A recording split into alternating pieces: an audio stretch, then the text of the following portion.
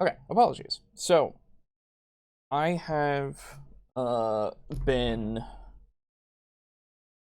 uh I have commissioned a couple of things.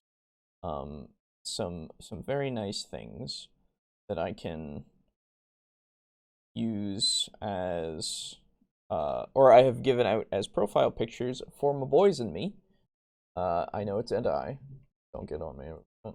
Um and let me let me just readjust really quick this picture so that I can uh, actually show off the art because I want to. Because it crimbo time, or it is getting there.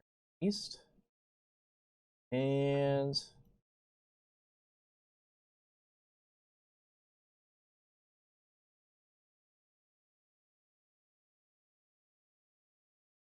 this. We go this. We go this. The crimbo.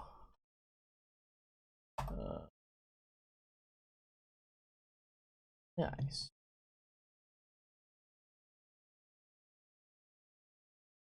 The other thing of note is the stream might be a little bit more um, fluctuating in terms of the bit rate every now and again, just because. There we go. Just because we're on the new router and the new cable, and we will see how it goes. But on occasion, it has dropped a few frames every now and again. But that is fine. Hopefully, it doesn't mess with too much. So, hello out there, and welcome back to Table Talk Discussion and Discourse. I, as always, am your host, Alejo, aka Great on 95, and today I will be on my own for about a half an hour or so. Hello, Draco Kraken. Oh, it's not. Oh, it did a different pop out chat. That's neat. Hang on. Let's see.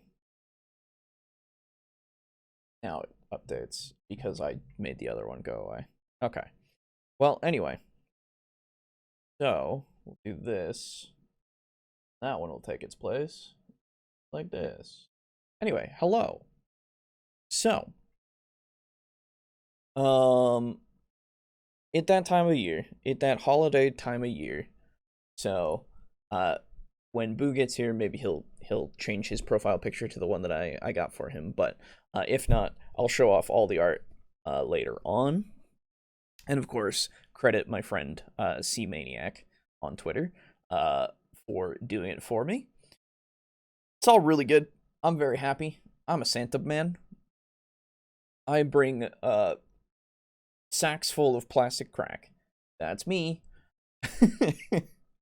So, yeah. Today, we're going to talk about a couple of homebrew classes for 5e.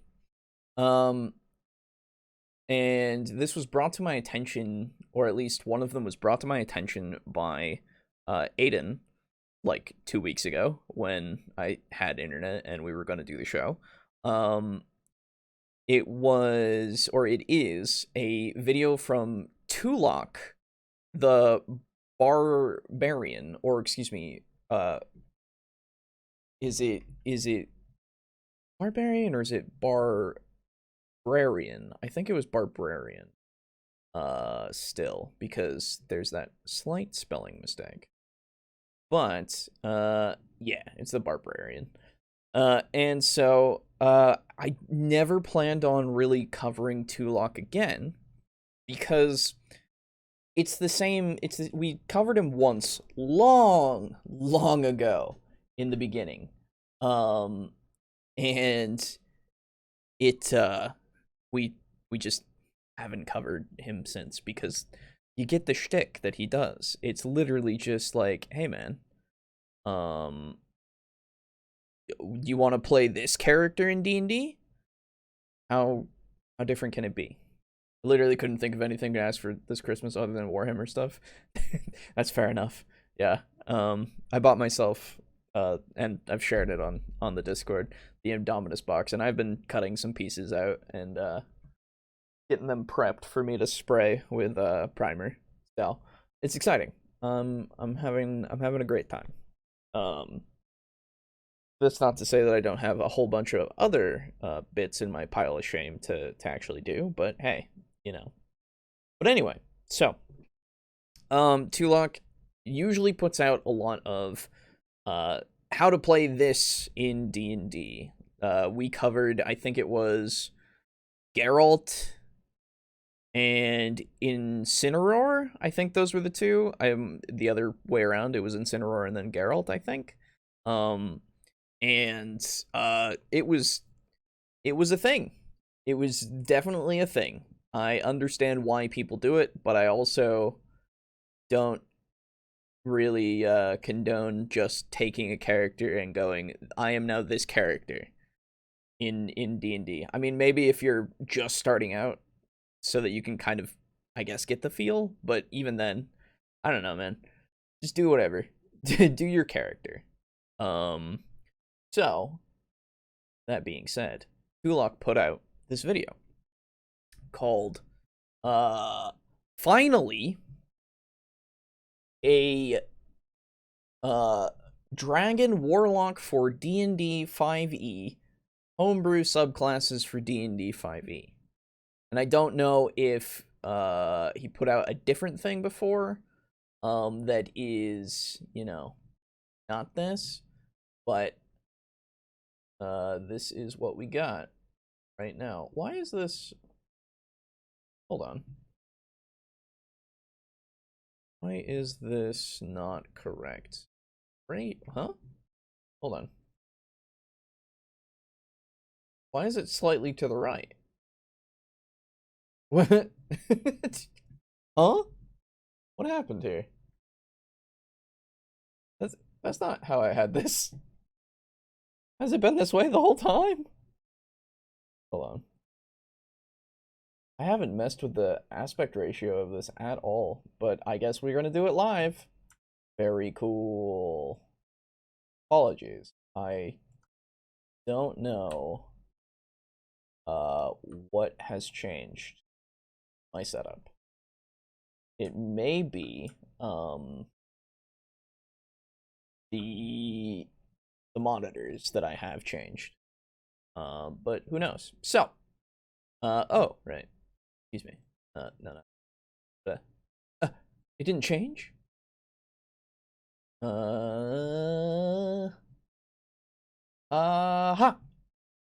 Anyway, so let us see how this goes, because I'm excited to see a Dragon Warlock, or at least Dragon Patron for a Warlock. I'm sure it's been done before for a lot of different people, but I don't know. And so I'm ready to try and see if it is okay, just from concept alone. So here we go. Despite being swarming with oozes, the largest trap in the Lakian wastes was the city of Asek. Located in the middle of the harsh desert, Asek was an oasis of respite and comfort, but the facade never lasted for long. The city was run by various dragons, all angling for control of the desperate visitors by catering to their vices. Once a debt had been established, the dragons would send their debtors out to collect treasure for them. The greater the treasure returned, the more magic the warlock received, creating a fearsome competition and dangerous rivalries. It seems that the dragons weren't the only ones hungry for power. Let's start off by addressing the elephant in the room. Fizban's Treasury of Dragons has added a plethora of new draconic flavors. Why would you pronounce it that way, dude? You can just say plethora. It's fine. No one will... What? A plethora? Come on, man. Flavor to Dungeons and Dragons. There's new dragons spells. There are even new dragon classes if you're playing monk or ranger. But nothing for warlock. Lady, here you go. One for you. And none for Gretchen Wieners. Bye. Draconic Warlock is free real estate, waiting for any greedy D&D. Okay, so, hey Mug, what's up? Good to see you. But like, I feel like, and not to say that this isn't, you know, officially, I think Warlocks have a lot more subclasses than the rest of them, though I might be wrong on this, and so I will fact check myself live on stream. List. Need, yeah, this will work. I'm pretty sure they have a lot of, in the sense of patrons, they have a shit ton of patrons. There's a lot of Unearthed Arcana stuff, but we'll go with the official stuff. So that is Archfey, Celestial, Fathomless Fiend, Genie, Great Old One, Hexblade, Undead, and Undying. Okay, that's a lot less than I thought. Yeah. I don't think there's any other ones. No, these are all Unearthed Arcana. Okay. And then, well, it also might not be true now that I'm thinking about it. Rangers 5e subclasses. Because I think they gave them a lot. They gave a lot of stuff to Ranger, if I remember right. Hell, they even reworked them in Tasha's. So you know what? Shut up, me. Oh, okay, wait. Beastmaster, Fey Warden, Gloomstalker, Horizon Walker, Hunter, Monster Slayer, Swarmkeeper, Drake Warden. 1, 2, 3, 4, 5, 6, 7, 8. And then in Warlocks we have 1, 2, 3, 4, 5, 6, 7, 8, 9. Yeah, Warlocks still have more. Okay, and this is just now getting the Fizzbands thing, which is, it used to have 8. Or sorry. 7, brain. So, I mean, I guess it makes sense to me that they wouldn't give Warlock another subclass, right? In the official stuff. Essentially. But, I mean, that's not to say I don't, like Warlocks at all. I love Warlocks. Warlocks are my favorite class. The next time I play a Warlock will be, like, a day to remember for me, because I haven't played a Warlock since my first one. In 3.5. And that's not because I don't love them, it's just because I just want it to be a special thing. I want it to be really special. YouTuber, scoop it up. But you'd have to be a real scoundrel, a real scumbag, a real so-and-so to exploit the release of new official material to promote your homebrew. Alright, come Please on. join my Patreon. The $5 tier will get you this subclass and all the other ones. Thanks. Here comes the money. Yeah, okay. Warlock is a weird class. Student loan sucks. Okay.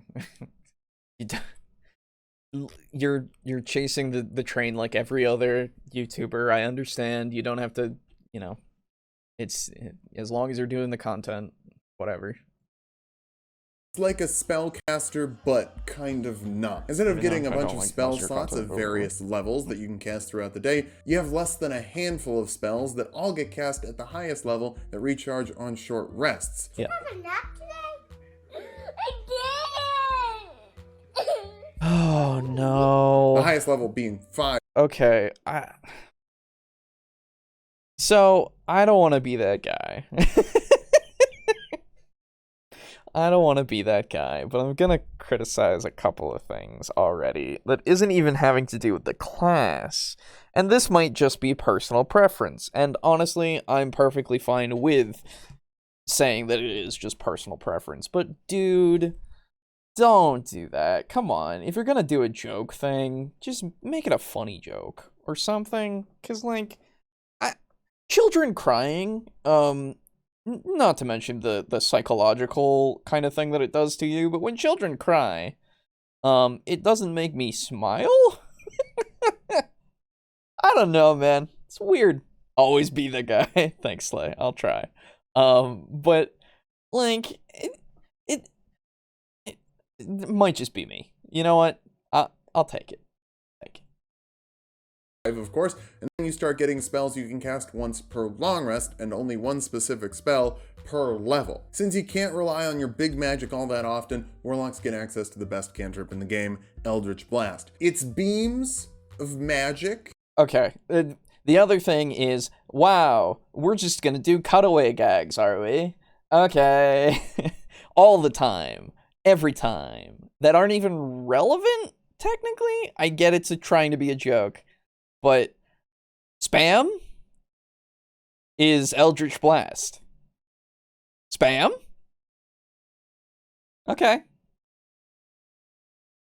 That do damage, and they're magical. That's about it. It's pretty open to interpretation what it actually is. You can power it up further with Say that again. magical.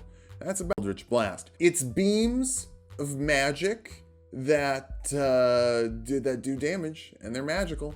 That's about it. It's pretty open to interpretation what it actually is. You can power it up further with. I was thinking that he was starting to like just waffle about what Eldritch Blast is, but it can be incredibly customizable to whatever you want, really. But if we want to get super specific with it, it is just a beam of damage from your Warlock. Very cool.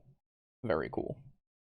Invocations, which are kind of like Warlock exclusive feats that you get as you level up in the class. You can talk to animals, power up your Eldritch Blast, get good at talking to people, power up your Eldritch Blast, cover yourself in flies, or even power up your Eldritch Blast. Whatever you want to do. I'd power up the Eldritch Blast. More spam! Subclasses cover a variety of types of bosses. I get it now. I get what he's trying to spam, as in you spam Eldritch Blast. I'm just dumb. Okay. It's relevant. I'm sorry. I didn't get that. For Archfey tend to give weird instructions, undead warlocks lead through intimidation, and the genie warlocks have the best benefits package. I'd say the genie warlock is also the best justification for why a dragon warlock can exist. A common argument against Draconic Warlock is that a dragon can get taken out by a group of like 3 to 4 people, so you could just go kill your patron if you wanted to. But genies are weaker than dragons. So if there's a genie warlock, why can't there be a dragon one? That's true. And like, this is also based on your personal lore. The patron of your dragon warlock, let's say, could be an ancient dragon, or an older than ancient dragon, because hell, your world might have it be that dragons become fucking super mega ancient, you know? They become the most ancient thing on the planet, or they transcend. Who knows, right? I would say that a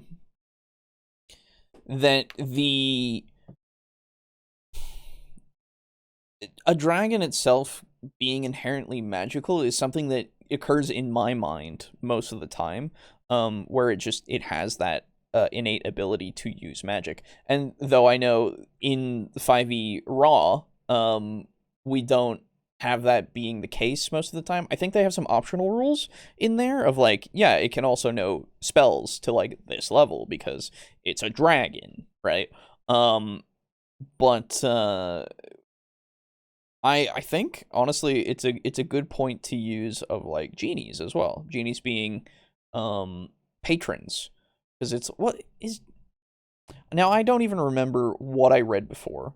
If Genie was like an official patron? Yes, it is. Oh, it's in Tasha's. That's why I don't know it. Okay. If it's something that's official that I don't know, it's probably because of Tasha's. Gotcha. Great old one, dragon. We found it. Exactly. That's also true, right? Like, well, it might be something that was a dragon, right? And transcended beyond and became a great old one. The other thing is, with a dragon, and I wonder if he's going to go into it, with a dragon, it can be whatever, right? It could be a fucking, a dragon that is like a shadow dragon patron, you know? Like, it gives you shadow powers, right? I know Aiden would have loved that. But you know, it could be your elemental dragons. It could be the new crystal dragons that do their things. It could be, whatever type you want it to be to give whatever spells you want it to give. Same with whatever patron you want. Obviously, considering we're in the homebrew territory already, it really just depends on your imagination. So do the thing. It's cool. I don't know. Warlock subclasses also give you exclusive spells, though unlike other classes that give you exclusive spells, you do still have to pick them as one of the spells you have prepared. While a Draconic Warlord could serve any type of dragon in existence, the spell list remained the same across dragon types, although it was still very flexible. Like Chromatic Orb, for example, that deals 3d8 acid, cold, fire, poison, lightning, or thunder damage. It didn't necessarily have to line up with the elemental type associated. I'm sorry, the cutaway is distracting every now and again, because it's like you're showing Dark Souls 3. I know that's Dark Souls 3. Fireball. You're throwing... Sorry, that is Firebolt, if anything. You really want to be technical. Come on, man. I get what you're trying to say, but maybe intercut with just like more than just the fire throwing from your pyromancy fist. Whatever the fuck, I don't remember. Pyromancy glove, I think? Fucking whatever. Do that plus Miracle that makes it... I don't know if Dark Souls even has ice things. Dude, get a game that has the ice things and like the thunder things. Just, you know, you can do it. I believe... Maybe I'm asking for a little more effort in it. I don't know. Because when I just go and look at Dark Souls, I'm like, oh, look, it's Dark Souls. Neat. Right? I don't know. I'm being a dick, I think. I'm being a dick. I'm sorry. With their Draconic patron, although there could be serious consequences if their patron ever found out. Absorb elements let them give themselves resistance to acid, cold, fire, lightning, or thunder damage as a reaction, and then add a d6 of that damage to an attack they... Sorry, I think we're in the point where he's telling us spells that we'll get from our patron. I think that's where we're at, and I missed it. I'm just now realizing it. We have no visual indications that this is the section now, which is a big part of a video. I haven't seen any other text thing in order to like introduce us to the next segment. At this point, I'm just kind of criticizing the video itself, but so far, spell choice, sure. Chromatic Orb being your first level spell, or is it second? Yeah, it's first. And Absorb Elements being your cantrip that you learn, fine with it. Cool. Made next round. Considering how often there were draconic rivalries in Asek, having resistance to elemental damage was of paramount importance. Fairly early on, Draconic Warlocks were able to channel their patron's breath with the spell Draconic Breath at the second level. This let them force a dexterity saving throw in a 15-foot cone, dealing 3d6 acid, cold, fire, lightning, or poison damage to creatures who failed, and half as much to those that succeeded. Like virtually every other spell these warlocks cast, it came out of their mouths. Enlarge Reduce gave the warlocks a sense of draconic scale. I'm talking size, not skin. This let them make themselves larger for advantage on strength checks and saves and to deal an extra d4 of damage with their weapon attacks, or they could make their enemies smaller. Either way, they were going to be towering over their foes. Protection from Energy was an upgraded version of Absorb Elements, letting a creature have resistance to acid, cold, fire, lightning, or thunder damage for up to an hour depending on their concentration. Since warlocks could always cast their spells at the highest level, it was generally better to pop this once you had access to the spell rather than Absorb Elements. I'm sorry.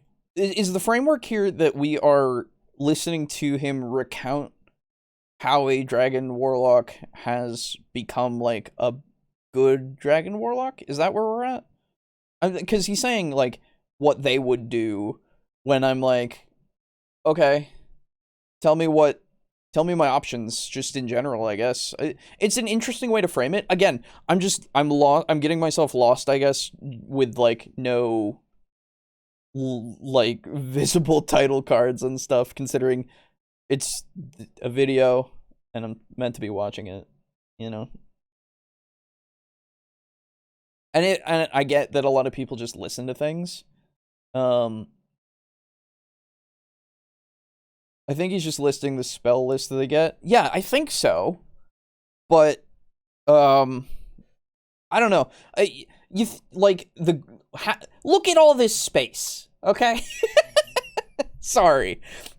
There's so much real estate here, right? Like, you've got so much that you could just insert a little graphic.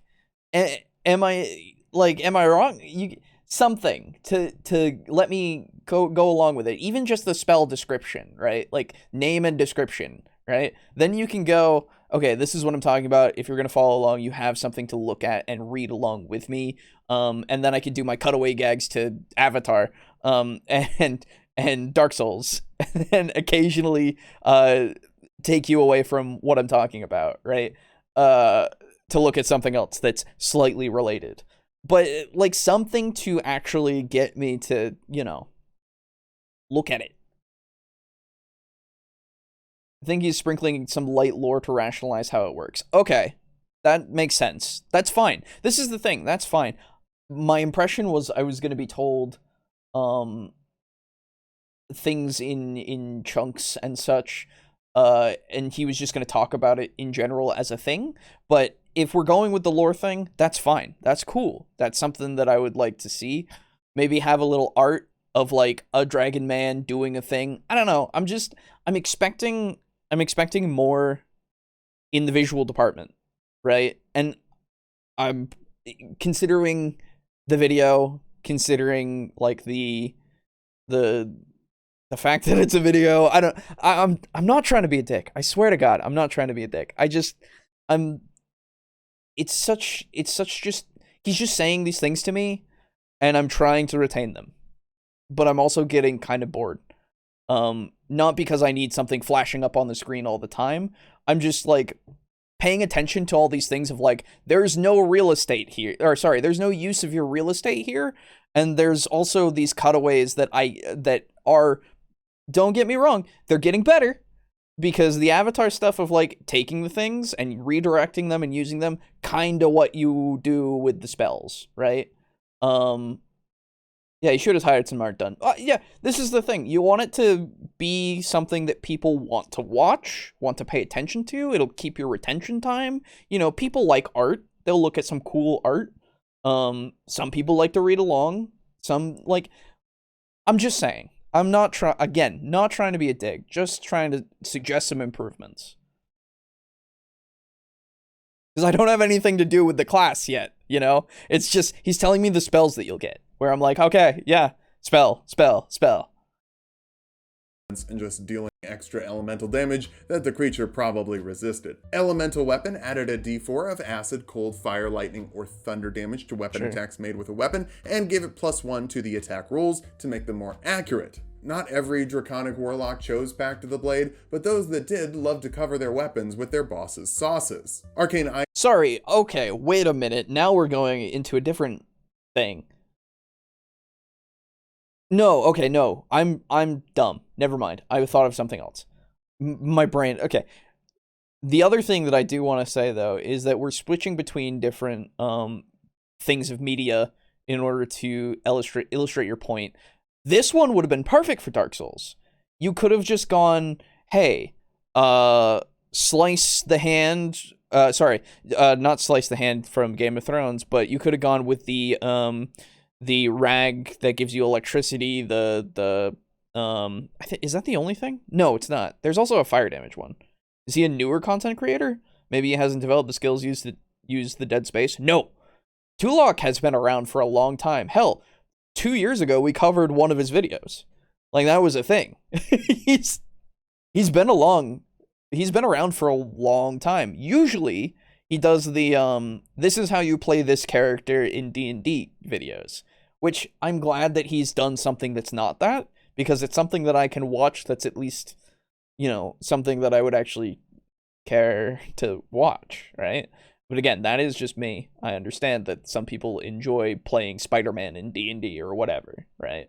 But it's surprising to me, considering he's been around for so long, that he's not doing anything when he's framed himself here. He's framed his whole shot for him here, left himself all this wide open space, just didn't even think about it, didn't re-record it, anything, just kept going, It's something that I can't stop seeing. He's made a ton of stuff, but this is the first homebrew I have heard from him. Yeah, which is why I wanted to cover it, because it's interesting. I like branching out. I like the idea of him branching out and doing something that's unique, more unique, than telling me how to play, this week's pop culture reference in D&D.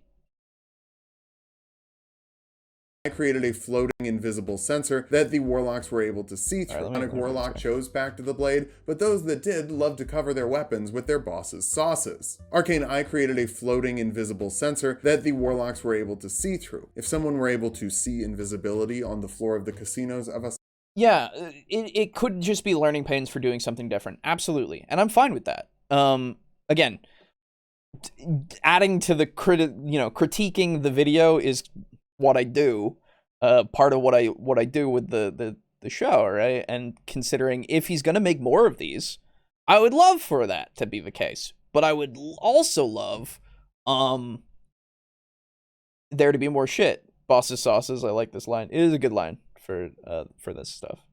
But like, yeah, I just wanna, if he were to ever see this, to go, maybe that's a valid criticism.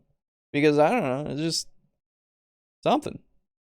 Sauces. Arcane, I created a floating invisible sensor that the warlocks were able to see through. If someone were able to see invisibility on the floor of the casinos of a sec, they would understand why the College of Fate bards were unable to cheat. Not that it stopped them from trying to cheat. All of this surveillance made Mordenkainen's Private Sanctum a necessary spell. That prevented divination spells, teleporting, and plane shifting in a 5 to 100 foot cube. It took 10 minutes to cast, but casting it every day... This has no relevance. Okay, again, your clips are starting to fade again for me.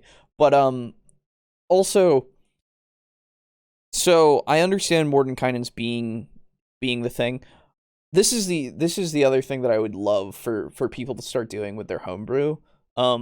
Rename spells, right? Rename spells to make it work better for what your class does. It can just be a little parenthesis, sure. And hell, you don't need to all the time, but let's think about the dragon is your patron. The dragon is the one giving you the spells. The dragon thought that Mordenkainen's spell was something that you needed, right? That's what we're doing, okay? And I don't disagree with the use of the spell. What I want is for it to be punched up. Make it something that is more in theme, I guess, In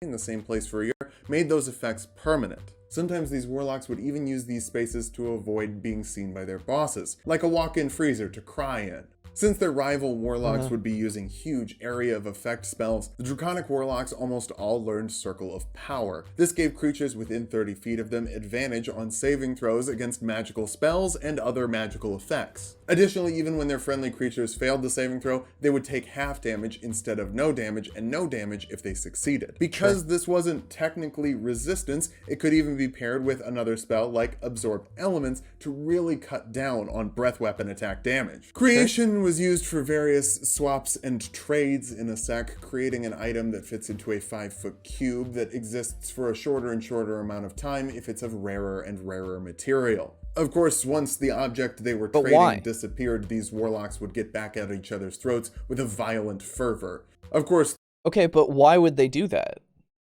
Now, okay. So why?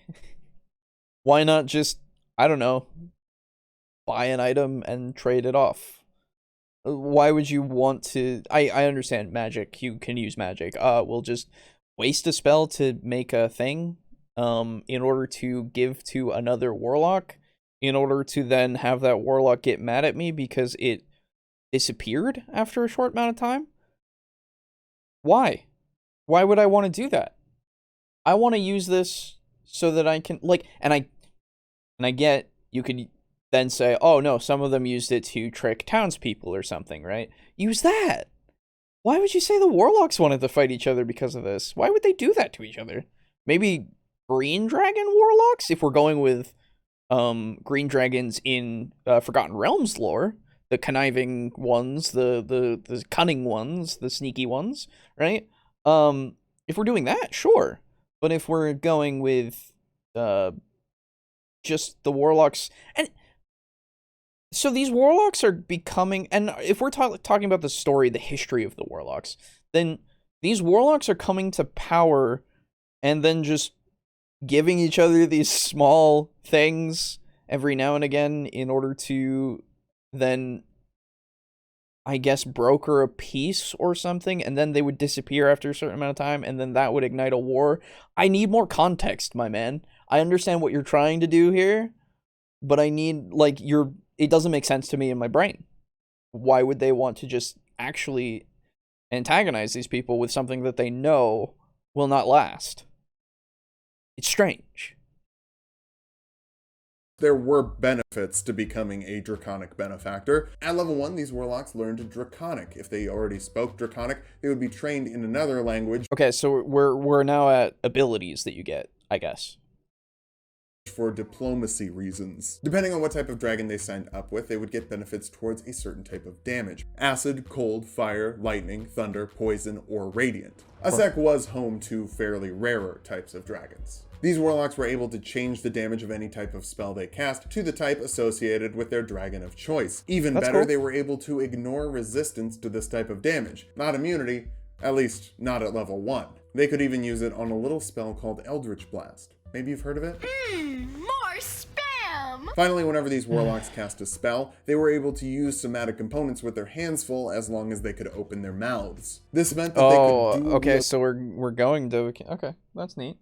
Kind of wish you went the full mile and made some new classes, only signature spells. Yeah, class-only signature stuff, absolutely.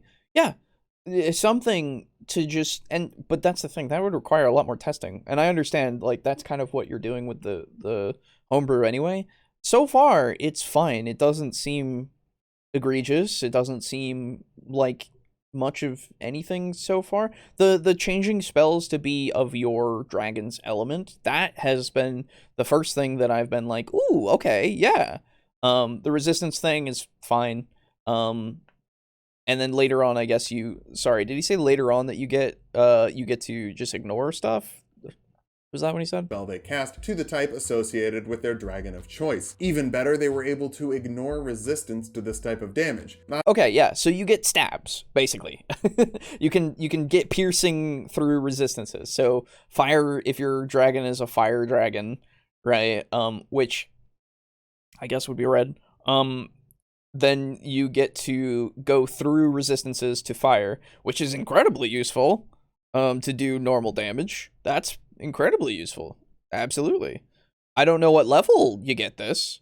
I would love to see a little level thing here with, like, ignore chosen type resistance, right? Or something here to tell me.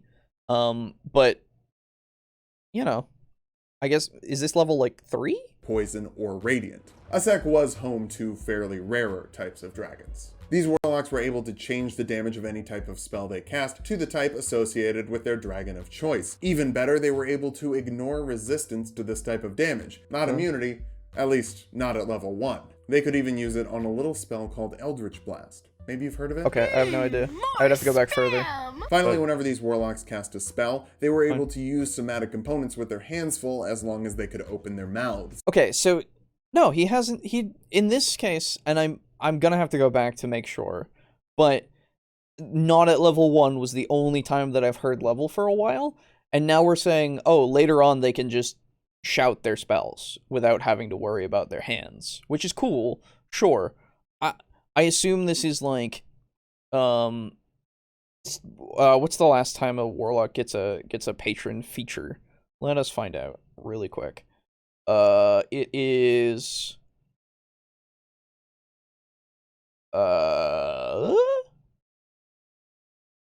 Mr. Cork. No. 19th? No. Sorry, my brain.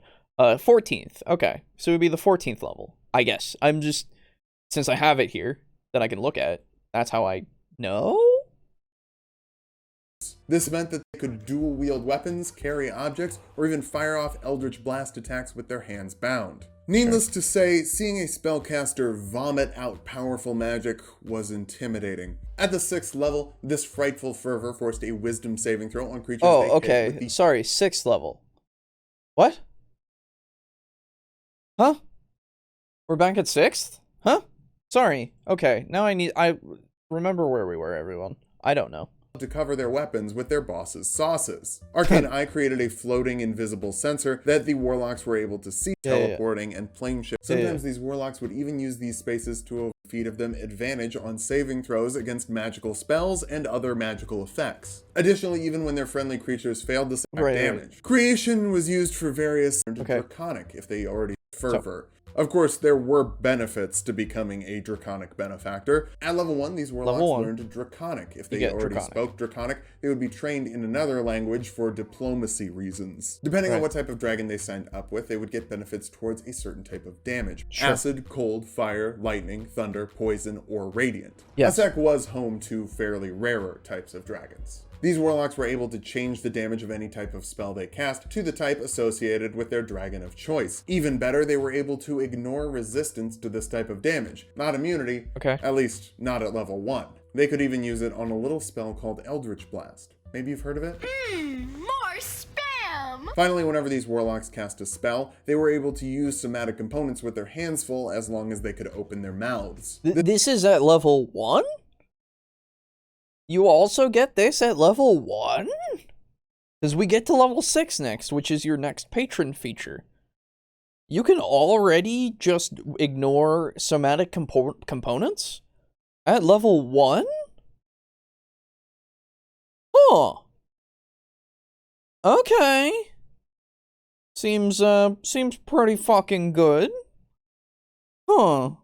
Not sure how I feel about that. Let me ruminate on that for a bit. We can continue the video. This meant that they could dual spellcaster vomit out powerful magic was intimidating. At the 6th level, this frightful fervor forced a wisdom saving throw on creatures they hit with the type of damage associated with their draconic benefactor. If they failed, they would be frightened until the end of the warlock's next turn. Once they had passed this frightening saving throw, they were immune to those effects until they finished a That makes sense. That's a dragon thing. That makes total sense to me. Some front-loaded stuff there. Dragon Warlock ate his greens as a kid. Yeah, ignoring somatic components is something that feels a lot, you know? I don't know. It's because having to move your hands is something that you can't really like. You can hide with like I would say a performance check, right? In order if you're trying to hide it, or a stealth check even, right? In order to try, though you're probably, as a warlock, you might not have either of those.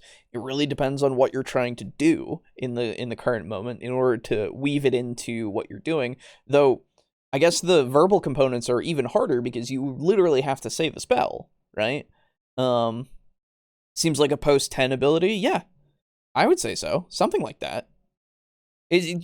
I thought it would be a way later thing. That's why I said 16, because it's like, oh, okay, you get to ignore that, and hell, you get to just cast your spell out of your mouth. Okay, yeah, that's fine. Not 18, 16? Did I say 18? I don't know, my brain said I said 18. Anyway. Short rest. Frequently, this was paired with the Eldritch Spear invocation, and used with Eldritch Blast to keep enemies very, very, very far away. Perhaps as a result of their hands-off approach, the dragons actually became outclassed by their servants. These warlocks honed their breath until it became unstoppable. At the 10th level, Draconic Warlocks gained empowered. Okay, so you only get a couple of things at 6th level. That's fine. Okay, those seem fine to me. There's no way I would give anyone all of this at level 1. Master Scribes from Tasha don't get the ability to swap damage types till way later. Is that true? Well, there you go. Because that's... I don't know... Again, I don't know about Tasha's as much. In that case, yeah, if that's a thing that somebody can do later on, then, like, fucking, come on. Why would you allow this? Like, and, well, so, I assume for Master Scribes, they can swap to any type. This is just, they go to your specific type. Though, if you think about it, why wouldn't you every single time, considering anything that is going against you loses resistance to it, right?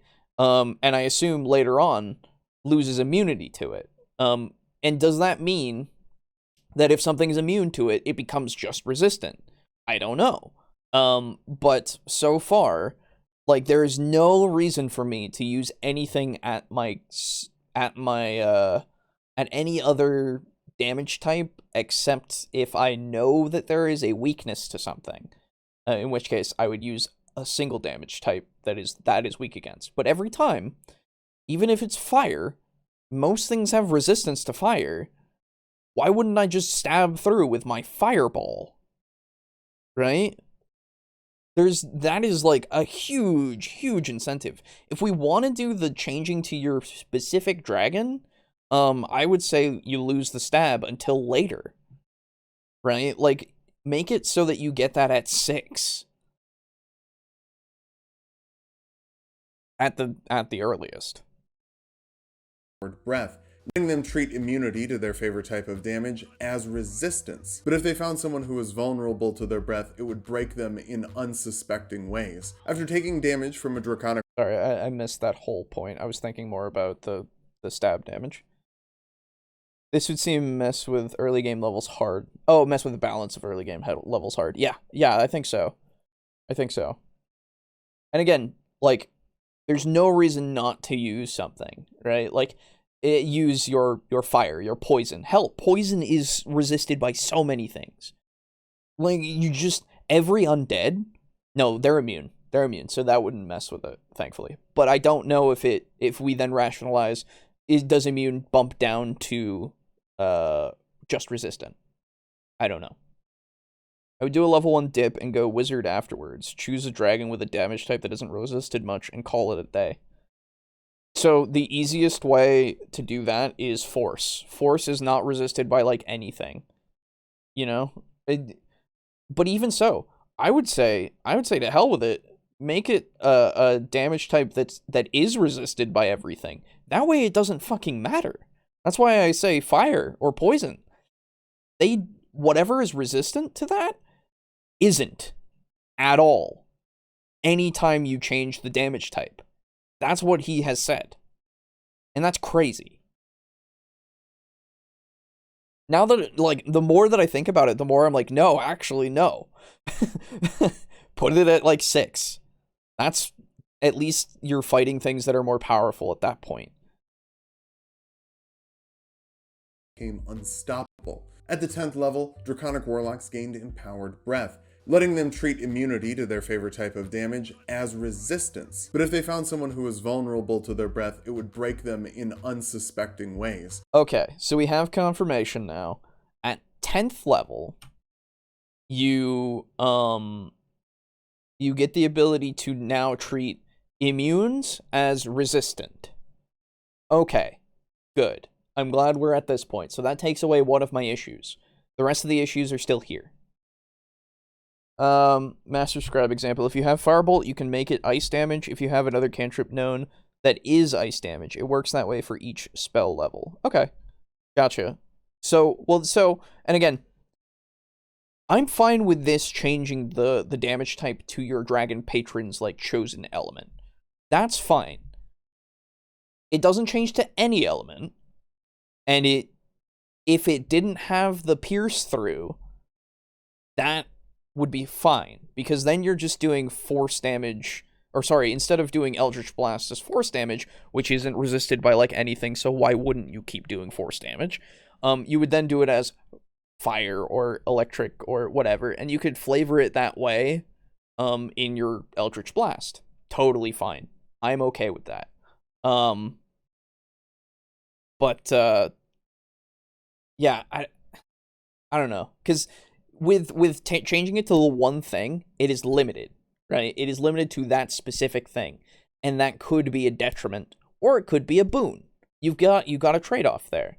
Sometimes you may never use it in, like, a whole place because everything is resistant to your chosen damage type.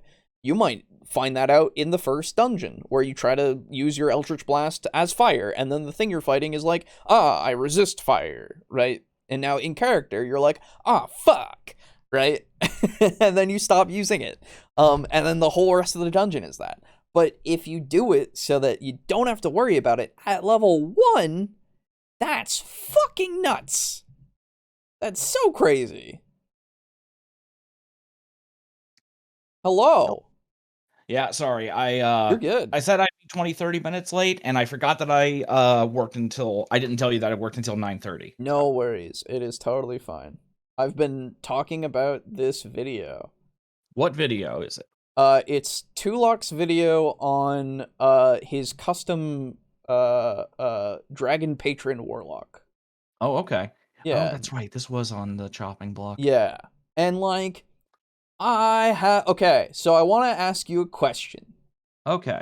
So, do you think that at level 1 you should have the ability to change your damage type to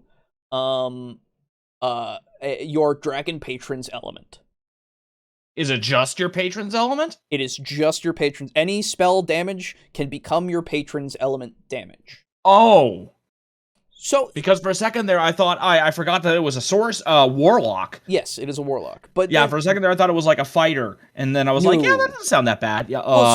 So let's say, right? Yeah. You are the most resisted element is fire, I think.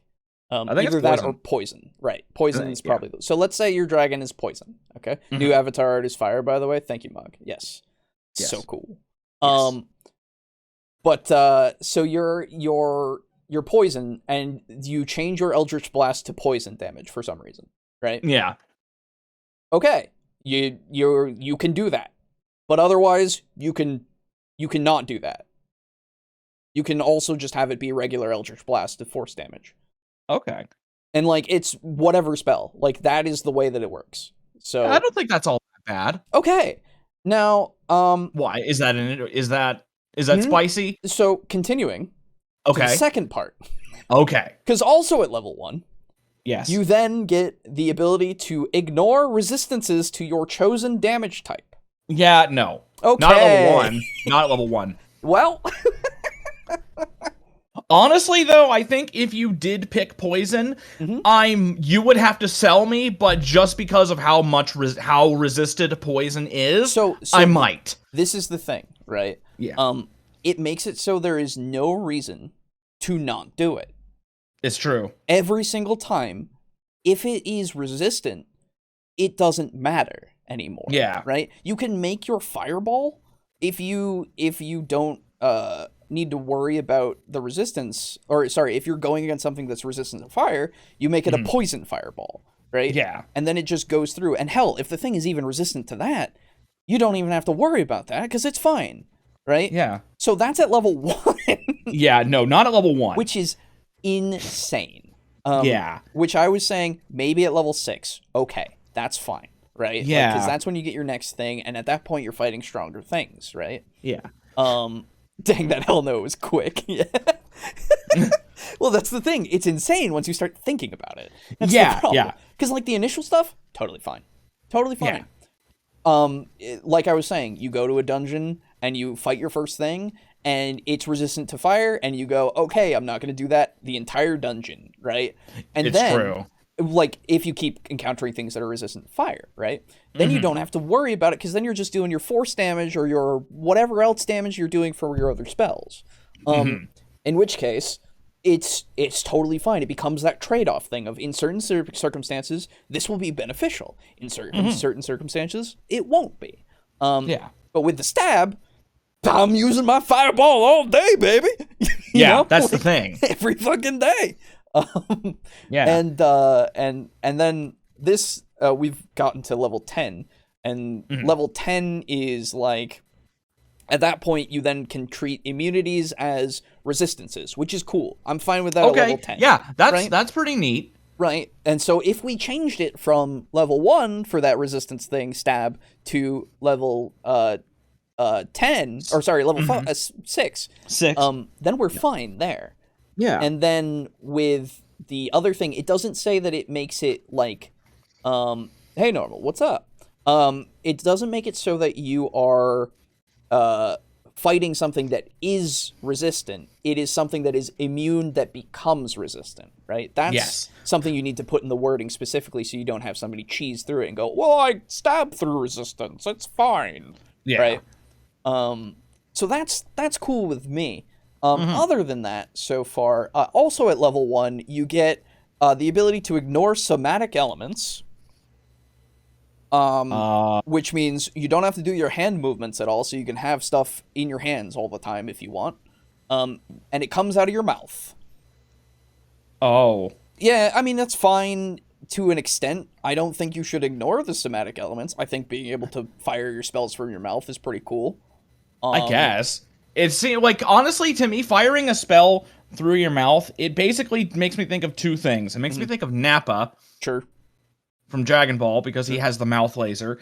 And it makes me think of, like, when the fuck would I ever want to use that? Hey, man, and I'm like, well, if you're tied up or something? Yeah, you're a dragon warlock, man. Whatever. Yeah. You get the option. It's fine. Yeah. Oh, it is an option. Yes. Yeah. Oh, okay. I thought you said that it can only come out of your mouth. No. Okay. Sorry. Good. Never mind then. Yeah, you're good. Hey, Miscellaneous, what's up? Finished OG Doom for the first time ever. Dude, nice. Good game. The 2016 one or the actual original? OG. No, nice. Yeah. So, and then at level 6, you get, oh, fuck, what was it? You get the ability to... wow, I've been talking about, like, changing the thing over, so now all I'm thinking is, like, oh, you would get the stab through here. But no, that's not what you get. Somebody remind me, I don't remember. I'm sorry. But anyway, it's what it is, and now we're at 10 where... one of the things you get at 6 is the dragon thing of, like, if you hit somebody with your chosen element damage, then they can make a wisdom saving throw or be frightened, like what happens with dragons. Oh, so you get, like, a frightful presence. That's exactly. Basically. Only if you hit them with that chosen element. Okay. Which is... I think that's fine. at level 10 or level 6. This is at level 6, and if they save against it, they're not affected by it for another 24 hours. Yeah. So I think it's fine. It's whatever. I don't remember how strong fear is in 5e. It makes it so they get disadvantage to attack you, but they can't move, and they can't move closer to you, but they can move away from you, and they can attack other people. Oh, sorry. If you're in their line of sight, then they have disadvantage on attack rolls. That's it. Oh, okay. Which is, it's fine. It's more of a support thing. Yeah, exactly. And I'm like, okay, yeah. Yeah, that's not that bad. And especially, like, a wisdom saving throw isn't too hard to do. It's not the worst thing, right? That's why you use Magic Missile. Yeah, exactly. After taking damage from a Draconic Warlock that a creature was vulnerable to, they would have disadvantage on their next saving throw, and creatures attacking them would gain advantage. Vulnerabilities may be rare on higher level foes. Sorry, wait, what? Sorry, go. What? What did you say that you get? Might need to rewind it. Yeah. As resistance. But if they found someone who was vulnerable to their breath, it would break them in unsuspecting ways. After taking damage from a Draconic Warlock that a creature was vulnerable to, they would have disadvantage on their next saving throw, and creatures attacking them would gain advantage. Vulnerability. Oh, okay. So if you hit something that is vulnerable to your chosen element. Okay, that's fine. And that's at level 10. So, yeah, that's not that bad. Yeah, I'm okay with that. It just becomes a utility thing. And this is something that I would caveat with, like, this only, like, affects once per, like encounter or something. I don't know how you would even word that in 5e, but remember that you get creation as a spell just because. Oh, that's true. Yeah. What? Yeah, that's a later thing. It's a later. You know how the spell list goes of, like, you get these chosen spells from your patron. Right? I see. Creation is one of those spells because dragons create things? I assume it's like dragons hoard things, and that's where you get just things, and then things become, I can create things, but I'm also like, why would that be a dragon's chosen spell to give to someone else? Right? Yeah, because, like, dragons don't make shit. They take it. Yes. Well, so this is why, like, the way that he's saying you know what you should get? You should get fucking heat metal! Yes, you should. I agree. Anyway, entirely. Although so many things get heat metal anyway, so I guess it would make sense to... But, so what I would say is, he's been going through this in a way that's, like, kind of telling it as, like, a story of how these warlocks leveled up and got more powerful and shit, kind of, at the same time, with footage of random things to kind of try to make his point come across more, even though... And just be really distracting, honestly. It's mostly distracting, yes. And then also he has a bunch of real estate that he does not use. It's so annoying. If you watch when it cuts to him, he has so much space. There is so much space next to his head, and he's framed it as such, and I don't know why he doesn't use it. And he's not using it to, like, put graphics up or anything? No! What? I don't know. And to be fair, this is his first homebrew video thing that is original, right? It's not how to play Goku or Link or Sonic or whatever. But it's a different format, I guess, is the better point here, which I will give him some leeway, but I will also say you have been in the game long enough that I think you know at this point how to make use of your real estate. But regardless from that, anyway. Abilities may be rare on higher level foes, but if these warlocks teamed up with someone from Lydia's school... Oh, sorry. I remember my whole point because I had forgotten it. It was the explaining the creation spell. So he's talking about it as if it's like lore that you're listening to of like how these things came to be. And what he said was the warlocks used their creation spells and would give these things to other warlocks, which would then disappear over time, and because that's how the spell works, and then those warlocks would get mad, and then they'd be really upset and try to kill each other. Oh, okay. And I'm like, why? Yeah, what the fuck does... And, like, I immediately was like, well, okay, instead of doing that, maybe go, some would use this spell to try to help people in certain situations, or some would try to use this spell to trick townspeople into, like, they gave them this thing, and then they would get something in return, and then leave and fuck off, or whatever, you know? Yeah, like... anything. You'd think I would be fine with, like, if you're a metallic dragon, you get creation because they give shit to help people. Sure. And then if you're chromatic, it would be something more malignant. So this is the thing. Either way could work. You could spin it either way. And I'm fine with creation as a spell being used in either way. It's just you need a justification as to why all dragons give their warlocks this spell. Yeah, right? Because there's nothing. Right? Because the way that he... God forbid you... Okay, hang on. Yeah. What level is the fly spell? Fly is level 3.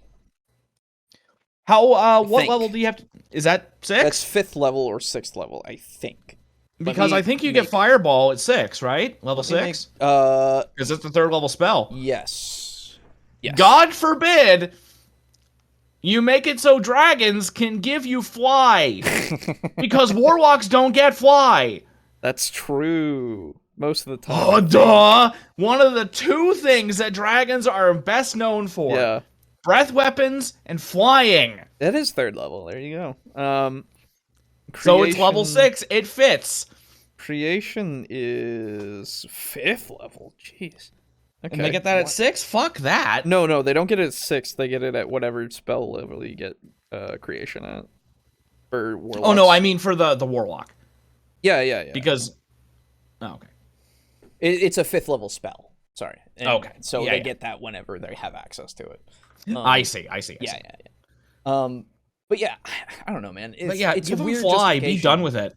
Yeah, it's a weird justification of like, well... It's just strange that that's how you justify it, right? Like, it's just... I don't It's really understand. stupid. There's nothing. There's no context. So it's like, that's why I was saying, like, I need more context in this, my man. So that's another critique that I have that isn't necessarily the class. It's just, give me a reason. Yeah. And a better reason than just... Oh, they give shit to each other to make other people fight. That's the impression that I got, and obviously you can extrapolate from that and go like what I said, of like, use it for other things, but that's the reason that I was given, and I'm like, why? Yeah, no, because, like, strange. yeah, you can come up with a better reason, but the reason that is given is what's important. Yes, exactly. Like, that's what I'll read, and I'll go... Yeah, that is what has been created, and that is what is being critiqued. Yes, exactly. Oh, I just realized after Boo said it, this class has no difference between metallic and chromatic patrons. That's true. Exactly. So you could have ones for good and evil. So the difference is just the being able to do the element type thing. Having But they all don't all dragons share the 5 elements? Because yes. golds and reds both breathe fire. Yes. Copper, I'd have to look it up again, but I think they all share the same elements. They all share. Yeah, there's 2 for each element, I think. Yeah. I think there's a counterpart. 2 have fire, 2 have poison, 2 have acid, 2 have lightning, and 2 have the other one. Ice. Acid. No, ice. Oh wait, no, it is ice. My bad. Yeah. And well, there's also now the gem dragons from the new fizz bands. So yeah, I don't know what they do necessarily. Yeah. I could look it up, but it's fine. So like they can do whatever, and I'm fine with that being the difference, and then you can work around that. Like that's the spell list can be more generalized for like this is what dragons give, and I'm like okay, that's fine. But the other thing was like at some point they get Mordenkainen's mystical mansion. That's another spell. And I'm like, why? I guess because it's a lair? So the justification was it was a place that they could go to relax and also not be spied upon and also like have a place. And I'm like, sure, that's fine. But maybe rename it. I don't know. Yeah. Like, that was the other thing of, like, rename some spells, maybe. Make something custom. I don't know. That'd be good. But we'll see. I don't know. Of monsters, they were a truly fearsome duo. The greatest desire of a Draconic Warlord was to become the next boss. But to be the boss, one must be capable of ultimate desolation. At the 14th level, these warlocks not a dragon, were able he's to a send out lizard. a 60-foot cone that deals 12d10 of their favorite type of damage. They also got to decide whether creatures inside dexterity or constitution saving throw to get half damage on a successful. Did you hear? Sorry, listen really closely to the video. Oh no, I heard it. You heard that it's in the very he didn't mute the fucking audio to it with it. That's he funny. kept it very quiet. Very quiet. Very quiet. Trogdor is a fucking beast, dude. Yeah, of course. Dude, honestly, that'd be so fun to fight Trogdor. Oh, yeah. So, 12... Gotta be careful with that beefy arm, though. It's true. It'll fucking get you. I want to hear again. It's 12d12, I think? It's 12d10. Monsters, they were a truly fearsome duo. The greatest desire of a Draconic Warlord was to become the next boss. But to be the boss, one must be capable of ultimate desolation. At the 14th level, these warlocks were able to send out a 60-foot cone that deals 12d10 of their favorite type of damage. So immediately what I would say is why not have it be breath weapons for what the dragons do, because they don't all do cones, right? Yeah, because some do lines. Blue dragons do lines. Yeah, exactly. So I guess now we're just saying, oh, no, it's fine. Don't worry about that. Which is, like, again... I guess if we want to make it more of a general dragon thing for some reason, burninating, yeah. Hell yeah, dude. But just be careful, you don't want to get sworded or arrowed. Exactly. So I just why? Yeah, like I feel like I don't know if 12d10 is too much. At level 14? Yeah, I don't remember what dragon breaths actually are because I've never run a dragon. So let me look at warlocks really quick. At level 14, you have access to 5th level spell slots. Because that's the highest that you go.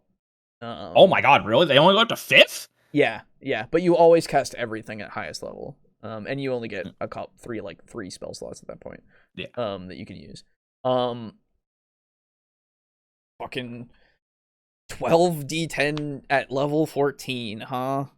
If you're at 5th level spells, let's look at some 5th level spells, because I have my handy dandy little app on my phone that allows me to go, hey, level 5, go. Okay. Anti-life shell, that's pretty cool. Doesn't do what I thought it did. Banishing Smite does 5d10. Okay. Big B's hand does. I know it does some damage. How much damage does this do? 2d8. Okay. And 2d6 for each slot above 5th. Cloud Kill is really good. It does 5d8. So we're at like 5. 5 of each of these die. And at level Cone of Cold. Level 14. 8d8. Yeah. Conjure Volley. The hell? This isn't even so what I would say is you want this to be a thing, bump it up to 16, or sorry, not 16. Is 14 the last one? No, it can't be. It might be. Oh my god, it is. 14th is the last time you get a patron feature. Okay. I forgot about this. Fire Breath is 18d6 from an adult red dragon. Thank you, Slay. Okay. 18d6. That's an adult, so fair enough. But this is the other thing. But your Dragon Breath is way stronger then. Yeah. Because you get 10d12 and they get 18d6. So what I would say is you get, let's say, max for 18d6 is what? A slightly less than 120. Yeah. Because it would be 108. Yeah, it's 108, you're right. So whereas 12d10 is 120. That's 120. The max that it can do, which is like I'm fine with it being high. What I'm saying is this feels way too high at level 14. Yeah, way too much. Right? Too much. Like I feel like it should go down to 6 to 8. Yeah, D10, I would say 8. Right? Or you know what? Let's meet halfway. 7. Sure. 7d10. Yeah. And then we go, okay, maybe it gets stronger as you continue to level. Yeah, sure. That's what I was gonna say. Right? Like that's fine with me, but this is your last thing that you get from your patron. So I understand why he wants to make it grandiose. Mm-hmm. But also you gotta remember, it's too early. It's way too early for that to be that grandiose, I would say. Yeah. So exciting times we live in. Yeah. A man's gonna come up to me and just burninate me immediately. Yeah. And he's not even pummel you into the ground with the beefy arm. It's true. They also got to decide whether creatures inside were making a dexterity or constitution saving throw to get half damage on a successful save and no damage on a failure. Okay, I'm fine with also the thing of like you can choose between dex and con saves that things can make. That's fine. I assume it's just an overall fucking Elder is 26d6. There you go. Yeah. So yeah, that's fine. You choose beforehand to go, I'll have these guys do constitution, or I'll have these guys do dexterity. That's cool. Yeah, that's fine. Of course, this power was a little taxing, and they would need to finish a long rest before they were able to do it again. So how did the Draconic Warlock's abilities pair with the rest of Warlock? Well, it really pumps up the power of Eldridge Blast. Wow, the 4th time this joke, huh? Very cool. What, he's done that 4 fucking times this video? It's a spam joke, because guess what they do? They spam Eldritch Blast. It literally took me until the middle of his second part of his like thing to go, oh, that's what he means. I just saw it and I was like, what? Why spam? What? What does this have to do with anything? I don't understand. Yeah. Oh, I'm dumb. It's like dragons do eat spam. They eat spam. They eat meat. Yeah, it's true. In a can. It's spam. Yeah. That's why they have so many kobolds around, so that way they can turn the little metal key to open it. Yeah. Wait, does spam do the key thing or no? Dude, I haven't had spam in literal years. I've never had spam. Well, there you go. It was back when I was a Boy Scout was the last time I had spam, and the last time I remember, I think I was like 11 or 12. Mm-hmm. It's been fucking like 14 years, dude. I don't fucking know. Yeah.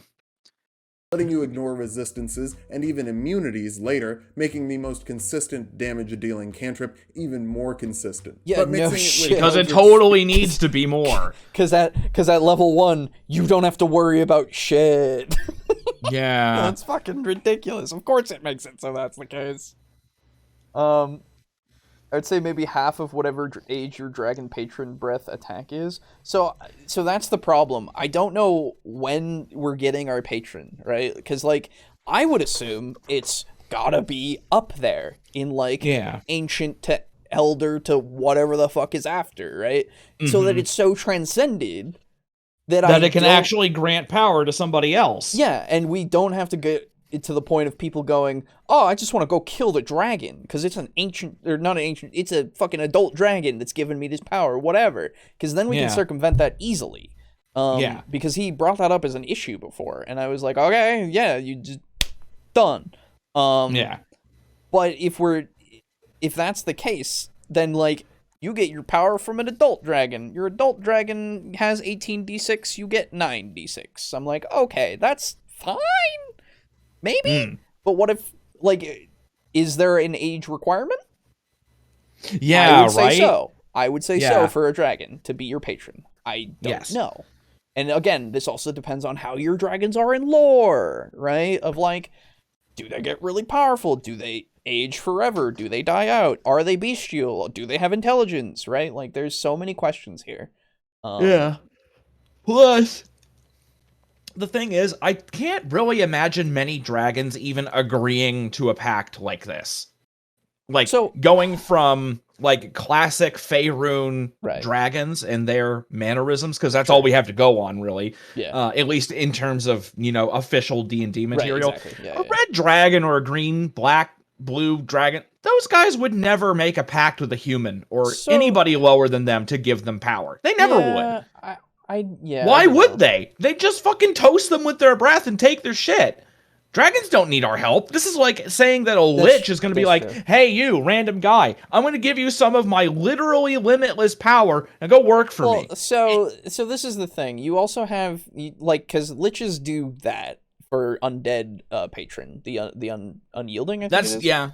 It's true. So, like, I'm fine with there being a reason for it. That's totally fair.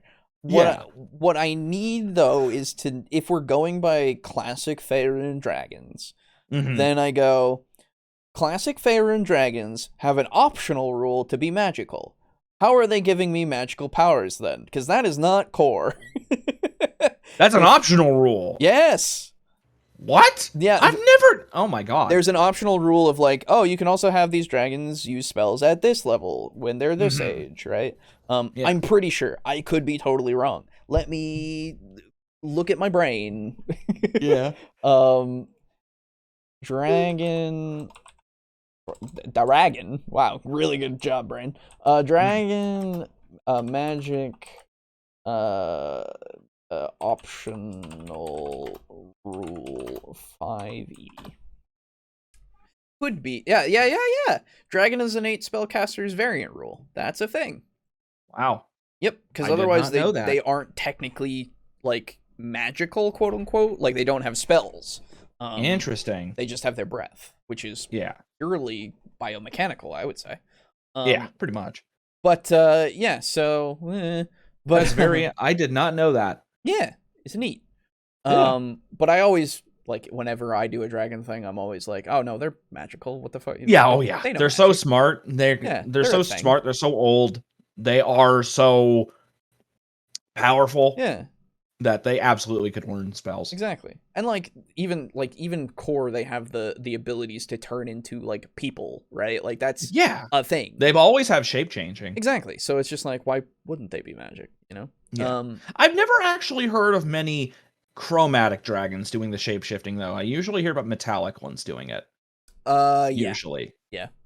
Because they like to chill with humans. Yeah, I don't think chromatics even have the ability, technically. Yeah, I've never heard of a red or blue or any of them ever transforming into anything. Exactly. Which would actually be kind of a pretty neat twist. It'd be cool. Because, you know, they never do that. But it's not that they can't. They just choose not to. Right, exactly. Well, I think it's because it would be like, you could justify it easily and go, well, they think that humans are beneath them. Why Yeah, the fuck exactly. would they become one of those, right? Like, well, the thing is, I wouldn't have them transform into humans. yeah, sure. I would have them transform into, like, I don't know, like maybe what are there dragons, chromatic dragons that live near the water? Yes. Which ones are they? I believe they're copper and No, that's chromatic. Oh, right, I mean, yeah. metallic. Sorry, I'm yeah. The other thing is, I want to say green. Yeah, they either Because I know they usually live in like deep forests. Silvers are the ones true. that I always hear about living near the water, Right. and like coastal towns. I don't know if chromatic dragons live near water much. I know that blues like to live near deserts, though. Yes, that's true. Or in deserts. And reds, they're volcanoes and shit. Yeah, yeah. Because what I was gonna say, it'd be really interesting to have like a chromatic dragon who is transmogrifying him or shape changing into like a whale, like an orca or something, and just like stalking ships. And then, the adventurers go out and they're like, oh, we need to stop this whale. It's like, it's always around when ships sink. And that's the last thing people see. True. And, and then it turns out that's a fucking dragon instead. Yeah. That'd be sick. Or you're walking through a forest and you see like this beautiful blue bird and, it's like maybe it's a large bird, kind of like an axe beak or a terror bird. Yeah, it's like yeah, really totally. blue. And then the players try to shoot at it, and it gets hit, and then all of a sudden you got a fucking blue dragon. That'd be bad. Yeah, that'd be cool. I might be mistaken then, because, like you've got gold dragons. They go. I think it's just the metallics. I think so. That go live near the water. Okay. I can understand it because it's like, I can definitely understand it from a red dragon's point of view because they're super fucking prideful. They would never want to stoop to a lower life form's level. But greens and blacks, I could definitely see doing it. That's true. Because they're so sneaky and conniving. Yeah, absolutely. And then golds like to transform into old people, like old wise people. And be like, hey man, what's up? How you doing? And they like give out advice, and then they also are like, "Oh, help me across the street," and then you help them, and they're like, gold or something. I'll come back and I'll like check on this human like 700 years from now. Like, exactly. oh shit. And then silvers are totally chill. Yeah, they're great. They just hang out. They're just like, hey, what's up? Yeah. Fear and repelling blast would really help you keep people away using those frightening effects since they couldn't get closer to you. If you found yourself in the Lakian Wastes, a giant open desert field, people would be dead before they could even see you. The Spirit Shroud spell would pair really well with Eldridge Blast or let you really sauce up a weapon with more cold or radiant damage if that was the type of dragon you chose. Once you get 5th level spells. Again, okay, I'm gonna say it again. Fucking, if you're gonna use the Dark Souls thing when you're talking about putting something on your sword, do the thing where you put something on your fucking weapon, so that or you God get that forbid, element. God forbid you show maybe a clip from The Witcher where you're actually dribbling like fucking cooking oil on your sword and shit. So many just missed opportunities. Come on. Yeah, it's like, come on. Anyway, you see what I'm talking about with the oh yeah, no, it's very distracting. It's like, honestly, the Team Fortress 2. So I understand like, at the very end, I know, because it's like long distance Eldritch Blast, but still. That's the thing. He said that like at the end. He's just like, snipe. And I'm like, oh. It's so poorly structured. It's so bad. Relevance, please. Yeah. Slots, that extra damage turns up to 2d8 cold or radiant damage against creatures within 10 feet of you. And once you have 4 Eldritch Blasts, that's 4d10 plus 8d8 plus 20 damage in a single round from a cantrip, provided you also have Agonizing Blast. But I'm assuming you take Agonizing Blast. You're a Warlock. It's Eldritch Blast. You don't say ham, wow, you say 5, spam. huh? Any of the other Warlock spells that deal damage can get this benefit too, so Blight, Psychic Scream, Finger of Death, Enervation, yada yada yada, resistances aren't an issue for you. And multiclassing isn't an issue for me. Honestly, I might even love it too much. Not surprisingly, the Warlock Dragon mixes very well with the new Dragon Monk and the new Dragon Ranger, since those get regular access to a type of draconic damage. My hero dipping to fighter for 2 levels would give you action. See, this is the problem with using these kinds of things. If it has very little relevance, like, I don't know why you're using it, because I've never watched My Hero. I want to watch My Hero, but man, you definitely need to at some point because it's really good. Yeah, absolutely. Well, this is my point, of course, is not everything is going to be understood by everybody, but if you do something that is fundamental, right? Because I assume what he's going for there was monk, fighting, punching. That was actually acid. Right. I saw the acid first. That's the problem, right? The very first thing I saw was acid, and I'm immediately going, why are you showing me this clip? Right? Yeah. And then once we get to the punch thing, then I'm like, I understand why you're showing me this clip, but also I'm so distracted because I've been trying to figure out why the fuck you've been showing me this clip until I see this point where you're punching. Now, a lot of the times I can be a little more critical about things than I should be in some of these cases. Like the sniping thing, I guess could be seen as more relevant if you... I didn't hear the whole longer range Eldridge Blast thing beforehand. Sure. Yeah. That's on me. But at the same time, it's just like, also, you just get random TF2 footage. Yeah, that's the thing. It's like everything is so jarring. Like, I'm fine with you using footage from other things. That's totally fair. Just please take more care with it and actually make it work. Because I don't know about you, if I wanted to talk about somebody doing a lot of shit with acid, the clip that immediately comes to my mind is RoboCop, where the guy's melting. Yeah. Guys in the toxic waste, Yeah. Like, ooh! You know, that shit. I just watched that recently. It's so fucking nice. Like, the fucking scream is so fucking haunting. Yeah, it's so weird. Anyway. So that's what I think of immediately when I think of acid. What I think of is Raiders of the Lost Ark. With the fucking faces melting, right? Like that's another one. Right? Even though that's not acid, but Right, I know, but it's the effect of it, right? Where you see it's the melting. And I'm like, acid melts things. Yeah, okay. Yeah. So that would be fine for like relevance, because immediately you're saying something about acid and then immediately show the clip. And then I go, oh, that guy's face is melting. Acid melts faces. Nice. Yeah.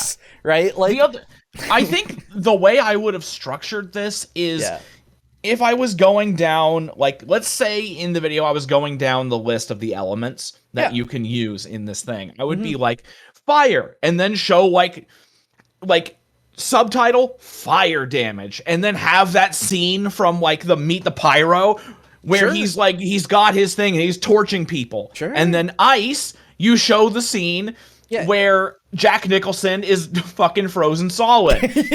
And then for acid, you show the ooh.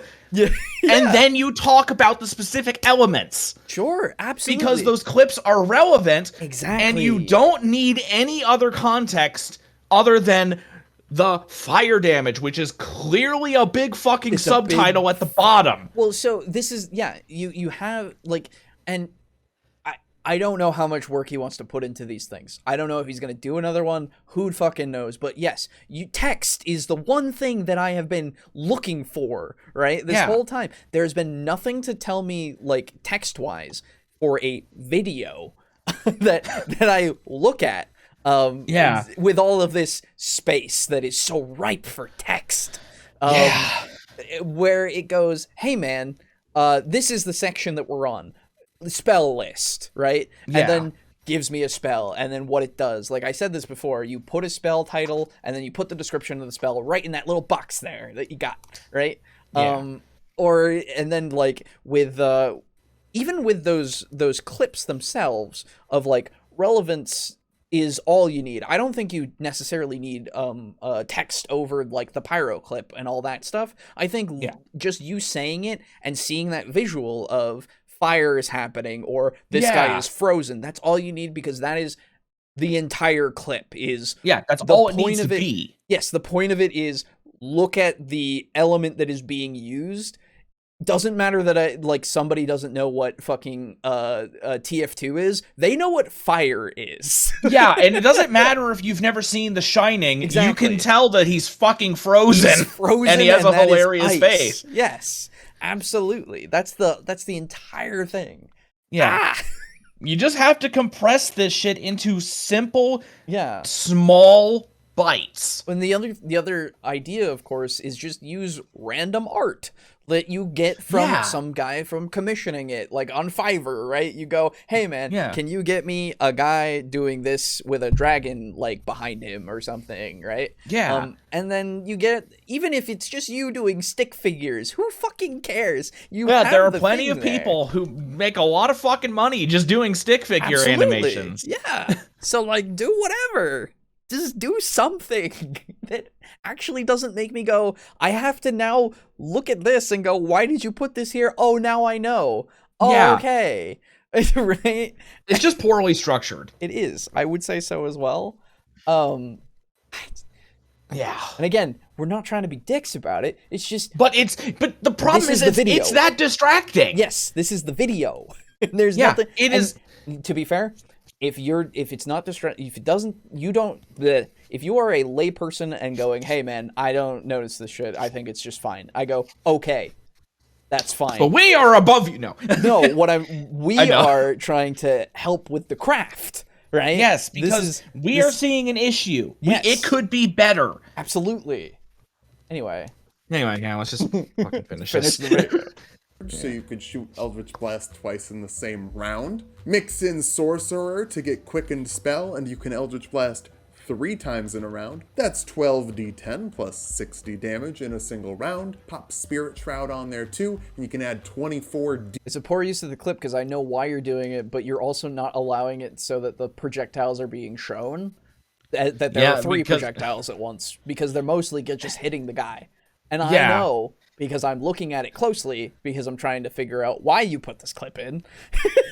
Because he's talking about how many Eldritch Blasts exactly. you can And I'm out. like, but again, you get 3. Anyway. It's still so bad. It's the whole thing. Yeah. D8 of cold or radiant damage. Now if you have that's your preferred Draconic type, they're pretty good ones. Okay, Because no. of Spirit You know what? Shroud. I'll give him that. He said cold or radiant damage, it became blue. That's fine. There you go. You did that timing just fine. I don't know if that's the case in that game. I don't know if that was intentional, dude. I don't know if it was intentional either, but also... I doubt it. But also, it's a happy coincidence if it is unintentional, and if not, good job. Yeah, right? Is it really only the 7th? Yes. What the fuck? I thought it was the 14th. Dude, yeah. This month has been going by so fucking slow. Anyway, go on. Honestly, just at this point, I would rather adapt the Dragon Disciple archetype from Pathfinder 2e. That at least gives you wings eventually. Oh, sure, yeah. Yeah. Fucking, I would fucking go for, anything. I don't know. Oof. I would go for anything other than this. Well, so, I don't want to be that guy. But also, like, what am I getting here but something that is super overpowered? I see the potential, but the potential is not enough. I need the execution to be refined, right? Yeah. Which is why I go, man, most of this needs, like, I need the explanations for some of these spells, or just different spells in their place, or, and differences to the abilities that you get, and like where they're placed in like your leveling system and damage values and such. Like that's what I need, because otherwise unremarkable. The thing is, what I've gotten from this video, and you're talking about the earlier segments. Yes. I am getting that this is a class that is not designed or catered for role playing at all. It sounds like it's just a bunch of fucking numbers, and that's it. Well, so I don't know in that case. Like, I don't know the intention behind it. If that is the case, then that's unfortunate. But I would argue any class can be either way, right? Like, it doesn't matter. Well, yes, any class. But the thing is, this is a homebrew. True. So you, if you're making the class for other people to play it, you kind of want to be able to hit both. I would say so, but I would also argue that it's easy enough for you to force it to be either, right? Like in any I way. guess. But I'm it's just a not lot- hearing about many spells that are like, Yeah. you know, everything is damage. It's all yes. damage. Yes, that's the other thing. I think that if you did it in such a way that each of the dragons maybe mattered, in a different that's way, what you need to do. You need to make it so that this is. I would, if I were making this, I would go so far as to make each dragon different from one another. Where red is different than blue, blue is different than copper, copper is different than silver. I agree and too. not just like this is metallic, this is chromatic. I would go way deeper. Sure, yeah, absolutely. I think it would be way cool to do that. I don't know if if that would be the point of the class, right? Like I think this is just a general thing, right? Overall, which I'm like, okay, that's fine, but we need some stuff tweaked here. In that case, you know. But if we wanted to, we could easily go in depth about each thing and like figure out, basically just read about the personality of each dragon and work off of that, really. Yeah, because then with each different dragon, you would get different leveling spells. Yeah, because I guarantee you, if your patron is a copper dragon, you're gonna have different spells than someone who has a green dragon. Yes, absolutely. Your green dragon would focus more on stealth, on things to improve your subterfuge. Like stealth and deception, stuff like that. That's all they do. Totally. And then blacks are really sadistic. Yes, and they're evil fuckers. They're bad. Whereas coppers are fucking hilarious. They will fucking grab you, dig a hole in the sand, drop you in there, and you can't get out, just so that they can talk to you. That's right. Yes, they just want to have a conversation. And then they'll lift you up and they'll put you back on the ground, and they're like, okay, bye. They'll fly the fuck away. Yeah, they're absolutely. Great. It's just you'd get a whole different variety of these things to use, and they could be whatever you want, really, at the time. You know. Like, and I think the other thing that's making me lean towards this is just sounding like, you know, just a bunch of numbers. And just damage, is the lack of good descriptions as to why you get stuff. That's fair. Yeah. You know, because it feels hollow. Yeah. I don't know. It feels like a cardboard standee, you know? I think there's more here because the video starts with like a paragraph of like a custom like world thing. And these are all dragons from his like custom world. It starts with an A. I don't remember how he said it, so I can't say the word right now. America. It's America, yes. Okay. Custom America dragons. But no, I think that there is more there. It's just this video is 12 minutes, and I think it needs some more meat here for me to go into more with like backstory of like, because I understand what you're saying here is you're giving me like from the lowly first level to the high 20th level, this is how they became the best things in your land. And I go, okay, but also on the way there, they also fought each other a lot. So like, why did they even what? With creation? I don't understand why you would tell me that. That's strange. It's so weird. So I really think there's more here, but I hope so. We just need more of it to be shown, right? Yes, because I feel kind of like this is kind of a Cody situation. Okay. To a lesser degree. Okay. I feel like here's the thing. I don't know much about Tulok. We never talked about him. We talked about him once. You weren't there.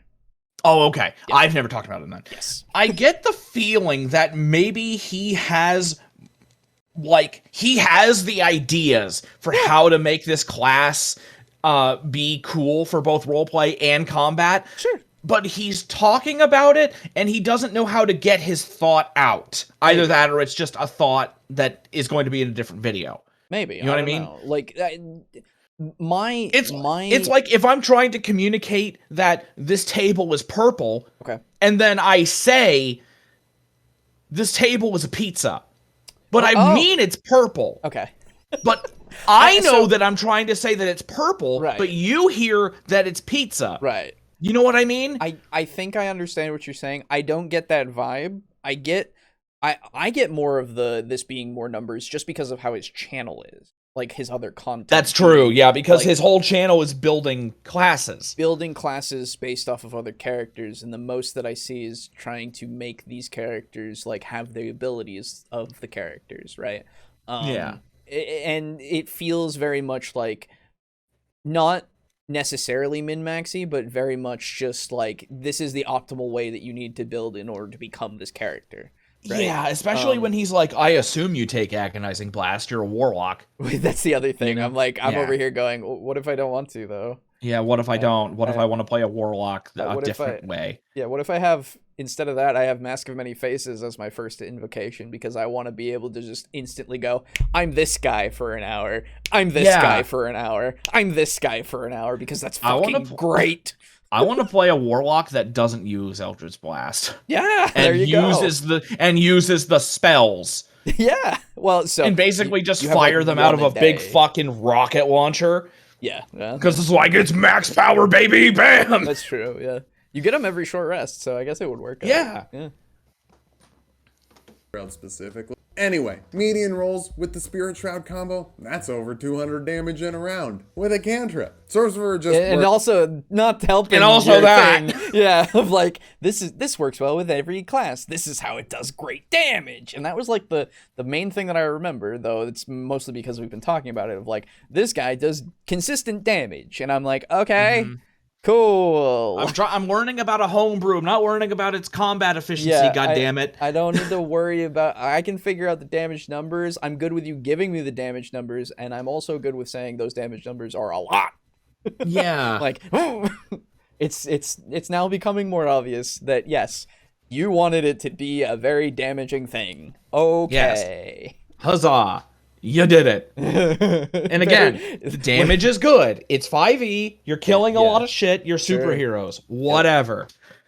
But numbers do not a good class make. Yeah, exactly. Not just numbers. Because, like, look how popular Bard is. They don't have a whole lot of power. True. And yet they're, like, one of the most popular classes because they're fun as fuck. True. Works really well with Warlock in general. There's just a lot more elemental spells on the Sorcerer list that have bigger areas of effect and bigger damage than Warlock spells. Paladins could use Divine Smite for extra radiant damage if that's the type of damage you chose, though I will say the Draconic Lords of Asek are not famous for loving sharing loyalty with a deity. Why is it a Star Wars clip for Paladins? Because technically, if you didn't know, one of the classes of a Jedi is a Paladin. I think. I don't know if that's why he did it. I think it's more... Wait, he said it... The clip started playing when he said radiant damage. What the... Oh, really? Yeah. I heard Paladin. He was talking I think he about did say Paladin. Yeah, he was talking about Paladins for radiant damage. You're right. So, like... Yeah. I didn't realize not everybody watches Star Wars. First off, I only know that because I played the fucking Knights of the Old Republic, and I remember that. Okay. And also, I wouldn't call lightsabers radiant damage. I would if anything, call it they're plasma. I would call it not applicable. I don't. Why are we trying to classify this? Oh, that's right. That's your channel. I forgot. Yeah, that's what you do. That's all you do with your most of your. I don't want to. Anyway, to follow. But don't worry, there are no rules for joining my Patreon. You just have to. Well, I guess you have to give me money. Oh boy! You get access to Why is it letterboxed, by the way? Dude, I don't know. He zoomed in for a second. I didn't notice it because I thought that was fucking what this the fucking. Watch together. I thought dude. All of his clips are like with him. They're all letterboxed. And just then he fucking zoomed in. Yeah. For 1 second for no reason. Yeah. Well, it's to emphasize the joke of you giving him money for the Patreon. That's the joke. That's how you join the free Patreon. Oh, I get it. That was a joke. That's how. Yeah. Oh my god. See, now that he zoomed in, now it's funny. Exactly. What the fuck? Zooms can be good for comedic effect, but man, you gotta do it right. But it wasn't. Yeah. They're force damage. That's fair, actually. Yeah, they would be force damage technically if we want to categorize it. Well, no, so they're bacteria damage. What I would say, no, because they're not resisted by like anything. So force damage. Yeah. I would still say that it is fire because of that scene in the first prequel where they melt through the door. Yeah, I guess, yeah. I remember just, when Qui-Gon and Obi-Wan are getting attacked then I by would the counter Droidicas? with force damage is the most effective against buildings and structures. But it still melts through the thing, and you can't melt Right. through things with force. Hey man, shut up. There we go. If we're going to be as that pedantic, I would say that fire doesn't necessarily, unless you superheat it to the point of plasma, really go through a building as well either. It's true, So- but it wasn't a building; it was a door. Yeah, same fucking concept. Anyway, Yeah. The ones I've made so far. At the $1 tier, you can vote for the subclass you want to see I want to hear next. his pitch, The honestly. Scavenger Ranger is adept at surviving in even the harshest of conditions. Or you could vote for the Bruiser archetype fighter, martial masters who do their best when backed into a corner. If you can't support the Patreon, So I get those that. kind of Like the were video, relevant, subscribe I guess, for more, and but leave me a nice... Let's just say that somebody doesn't know who John Wick is. Then Yeah. you go, oh, there's a guy in a suit who's not backed into a corner. In fact, they're letting him go. That's it's Rianu counters. Keys. That's counter to the point that you just said. Okay. Yeah. comment because nice comments help the algorithm even more. Then come back next week for more from the Gilded Coast of Morier. Amorie? Yeah, Was that the Morier, name of his I think thing? that's his custom or something. It was either Asarak or not Asasarak, the Lich guy. No, but Asirak? Yeah, I know. yeah, whatever. It wasn't that. It was something that was like that. But I think the other thing. I don't know, man. Do you think I know? Okay. I don't know shit. Hey, man, you watched the video. Hey, man, you're an all-star. Okay. Yeah, So that was that video. that was a video. That was a video. That was so.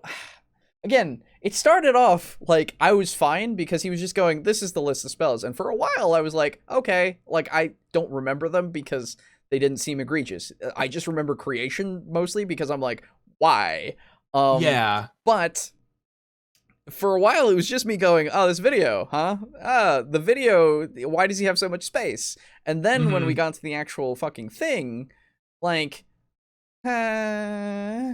Yeah. it started to fall apart a little bit, and then I found out your purpose is damage. At the very end, you really played your hand of telling me how much damage I can do when I multiclass. Because multiclass into damage. That's why we multiclass, right? Like, yeah. Okay. You know. Hey, Mm-hmm. John Wick is a berserker ranger when his dog dies once per dog lifetime. There you go, yeah. Oh my god. Yeah. Anyway, I also watched that movie recently too. It was a good movie, John Wick, that Nice. first one. Nice. Just Oh, that is the second first one bad? Well, yeah, it's a little silly. You can still have Yeah, fun no, with it it. absolutely is. You can still have fun with it, right? But it's a little silly. And then I hear the third one is just downhill. Oh, that's a shame. Yeah. Oh, well. But if I you know, remember, the second one had them falling down the stairs for like ever. Oh, really? Yeah. Have you seen the second one? I've never seen any of them. Oh, okay. I would recommend the first one because it's just cool. It's like good choreography and everything. Like it's really Yeah. good. I've seen some of the scenes and yeah. like some of the headshots. Yeah. But yeah, it's basically like gun kata and just headshotting. Yeah, absolutely. And then I was in the theater with Aiden at the time because it came out when we were in college and up there and I remember even in the theater, like I wasn't thinking about it. I wasn't thinking about the movie. I was just like, this is John Wick, whatever. I'll watch a guy shoot a guy. Neat, right? Yeah.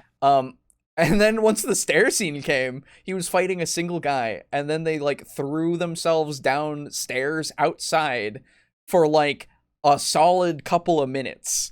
And I was like, what is happening? This is so weird and strange. This is farcical, in fact. And we started laughing.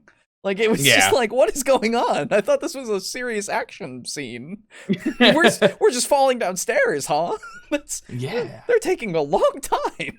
This is a lot of stairs. Yeah, it just never seemed to end. It was really weird. Anyway, so first video down, time to talk about the Patreon that we have. Oh my god. Oh my god. Hey, it's almost like that was talked about for like a second in that video that we watched, except it wasn't our Patreon. Yeah. So hey, we have a Patreon. You can join it if you want. There's a link in the description of the VOD, and if you're new here and watching this live, well, I think there's a command for it in the chat. I think I put one there. It's been a while since I looked at the commands. Otherwise, you can go onto Patreon and go to patreon.com/TableTalkDND specifically. And and I will bring up our lovely patrons. That is, of course, starting at the top. Draco Kraken up at that tier 4.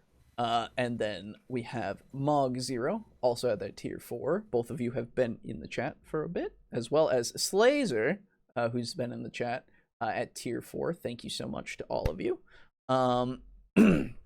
And then, of course, Steely, who has not made an appearance today, unfortunately, but I'm sure we'll see him later on.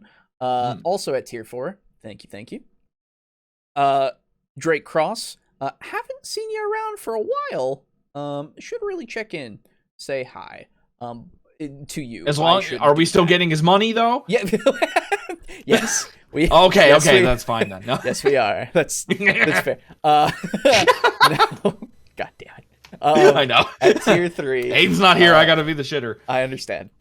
So thank you as well. And then there's, of course, Chris at tier 2. Thank you so much. Frozen Spaghetti also at tier 2. Thank you as well. And last but not least, Kill Chrono at tier 2. Thank you. All of you, once our dice come, when we can order them, when we raise the money for it, you will be getting a set of dice because you are all tier 2 and up. That is $5 and up. So if you join the Patreon and have $5, you're at that $5 or up tier, you'll be getting a bit of dice, a thing of dice, a custom thing of dice. Yes. Mog says, please consider the tier 3 sub so we can get dice sooner. For the price of 2 large Starbucks cafe mochas a month, it gets closer to happening. That's true. Mog, you should write my script for what I do here because I'm reading a script. That's true. Nice. Promoting this. No. Yeah. But if you decide to, in the spirit of giving, of course, this month of the holiday times, or not, up to you.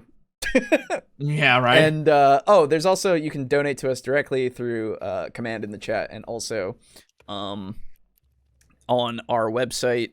And if you bug me about it, I guess I'll send you a link, and I'll feel really weird about it. And then so you can do that as well, and you can get us closer to those dice.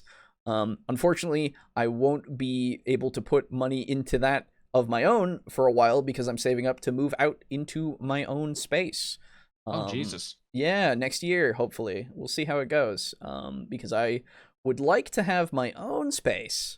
Nice. With a friend. That way we can share costs, and also just I can be somewhere that I can go. I paid for this. Yeah. This is mine. Kind of. It's an apartment, but whatever. So, yeah. Other than that, of course, if you would like to, you can support us through getting a physical merchandise option. That is the old logo, which I will, once the year turns, I will take the old logo away. And, I think we lost. Oh, there it goes. Okay, that was weird. Oh. We had a hiccup for my end. Sorry about that. But anyway, so once the year turns, I will take away the old logo, and we will just have the new logo. So if you want the old logo without any of our ugly mugs on a t-shirt or something, go for it. That's there. It's a fair want. If you get the new logo, any purchase you make will also support the artist who also did our PFPs. C Maniac, my friend, They are at CManiac on Twitter. It will be in the description once this becomes a VOD. So you can go and find them and see if you want to, I don't know, commission something from them, because I will continue to, because I love their work. I love these PFPs and I love the logo, and like it's been great. So yeah, I'm a Santa man. It's pretty cool. Yeah, Who's I'm Snowboo. I'm a Snowboo, even though I'm still black. Yep. Because I figured it would be a little too off the beaten path of like your original PFP to go totally white. Because then you just look like a regular Boo, and I go, oh. Yeah. No, so I'm Cole. I'm the Cole you get in your stocking. Yeah, exactly. Well, you got the frosty hat and the frosty pipe, so you're a Snowboo. Frosty Boo. Frost Boo. Frost Boo. There you go. Got there in the end. Other than that, of course, we are partnered with Humble Bundle. Good old Humble Bundle. Great site. Go fucking buy a thing with our link. It'll be in the description, as well as I know I have a command for that in the chat. You can get whatever they got right now. What do they have right now that's like they had, I don't know if they still have it. They have Cyberpunk, actually. They have right now Cyberpunk Red? Original Cyberpunk, it looks like. Which is still it has red Jumpstart kit as well. Ooh. Oh, yeah. Jumpstart. Damn it. Yeah. Because I don't think the new one is out. The actual core, I think. But anyway, you can fucking $18 for 30 items for Cyberpunk. Hey, go get it if you want it. You can use our link and fucking get the thing, and then be like, hey man, I have Cyberpunk now. And people will go, shit, dude, you got Cyberpunk? And we go, I want Cyberpunk. Yeah. Anyway, a little bit of it can go towards us. You can set stuff and also get it towards charity, which we support, Tabletop Alliance, which will also be in the description for you to look at their site to gain more information. But they use tabletop stuff in order to help people and grow communities. It's pretty cool. I think that's all of those things. So, hey, if you made it this far, I don't know, like subscribe or something. So let's keep going. So, second video. Now, this is a video that is from a person that I've never heard of, who made a symbiote homebrew, like Venom. Yeah. Specifically, and I was like, oh, that sounds neat. So we'll see how it goes. This is up here. There we go. A symbiote. So, open stocking and sees Boo. What the actual fuck? Get out of there. Yes. So studio mode. I can get it here. There we go. Yes, so this is how to play a symbiote in Dungeons & Dragons 5e, and this is brought to us by Imaginary Jeremy. I like that name. It's got that nice flow to it. Imaginary Jeremy. I like that. So, here we go.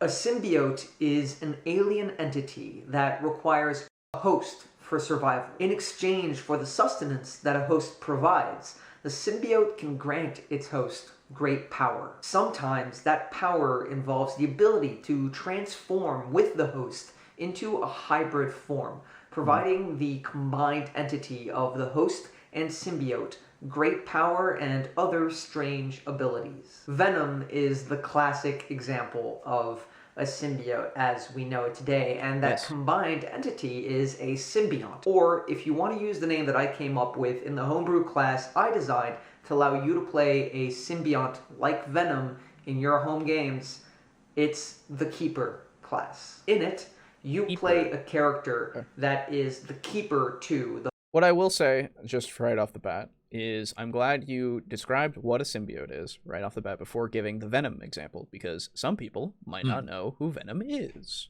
Indeed.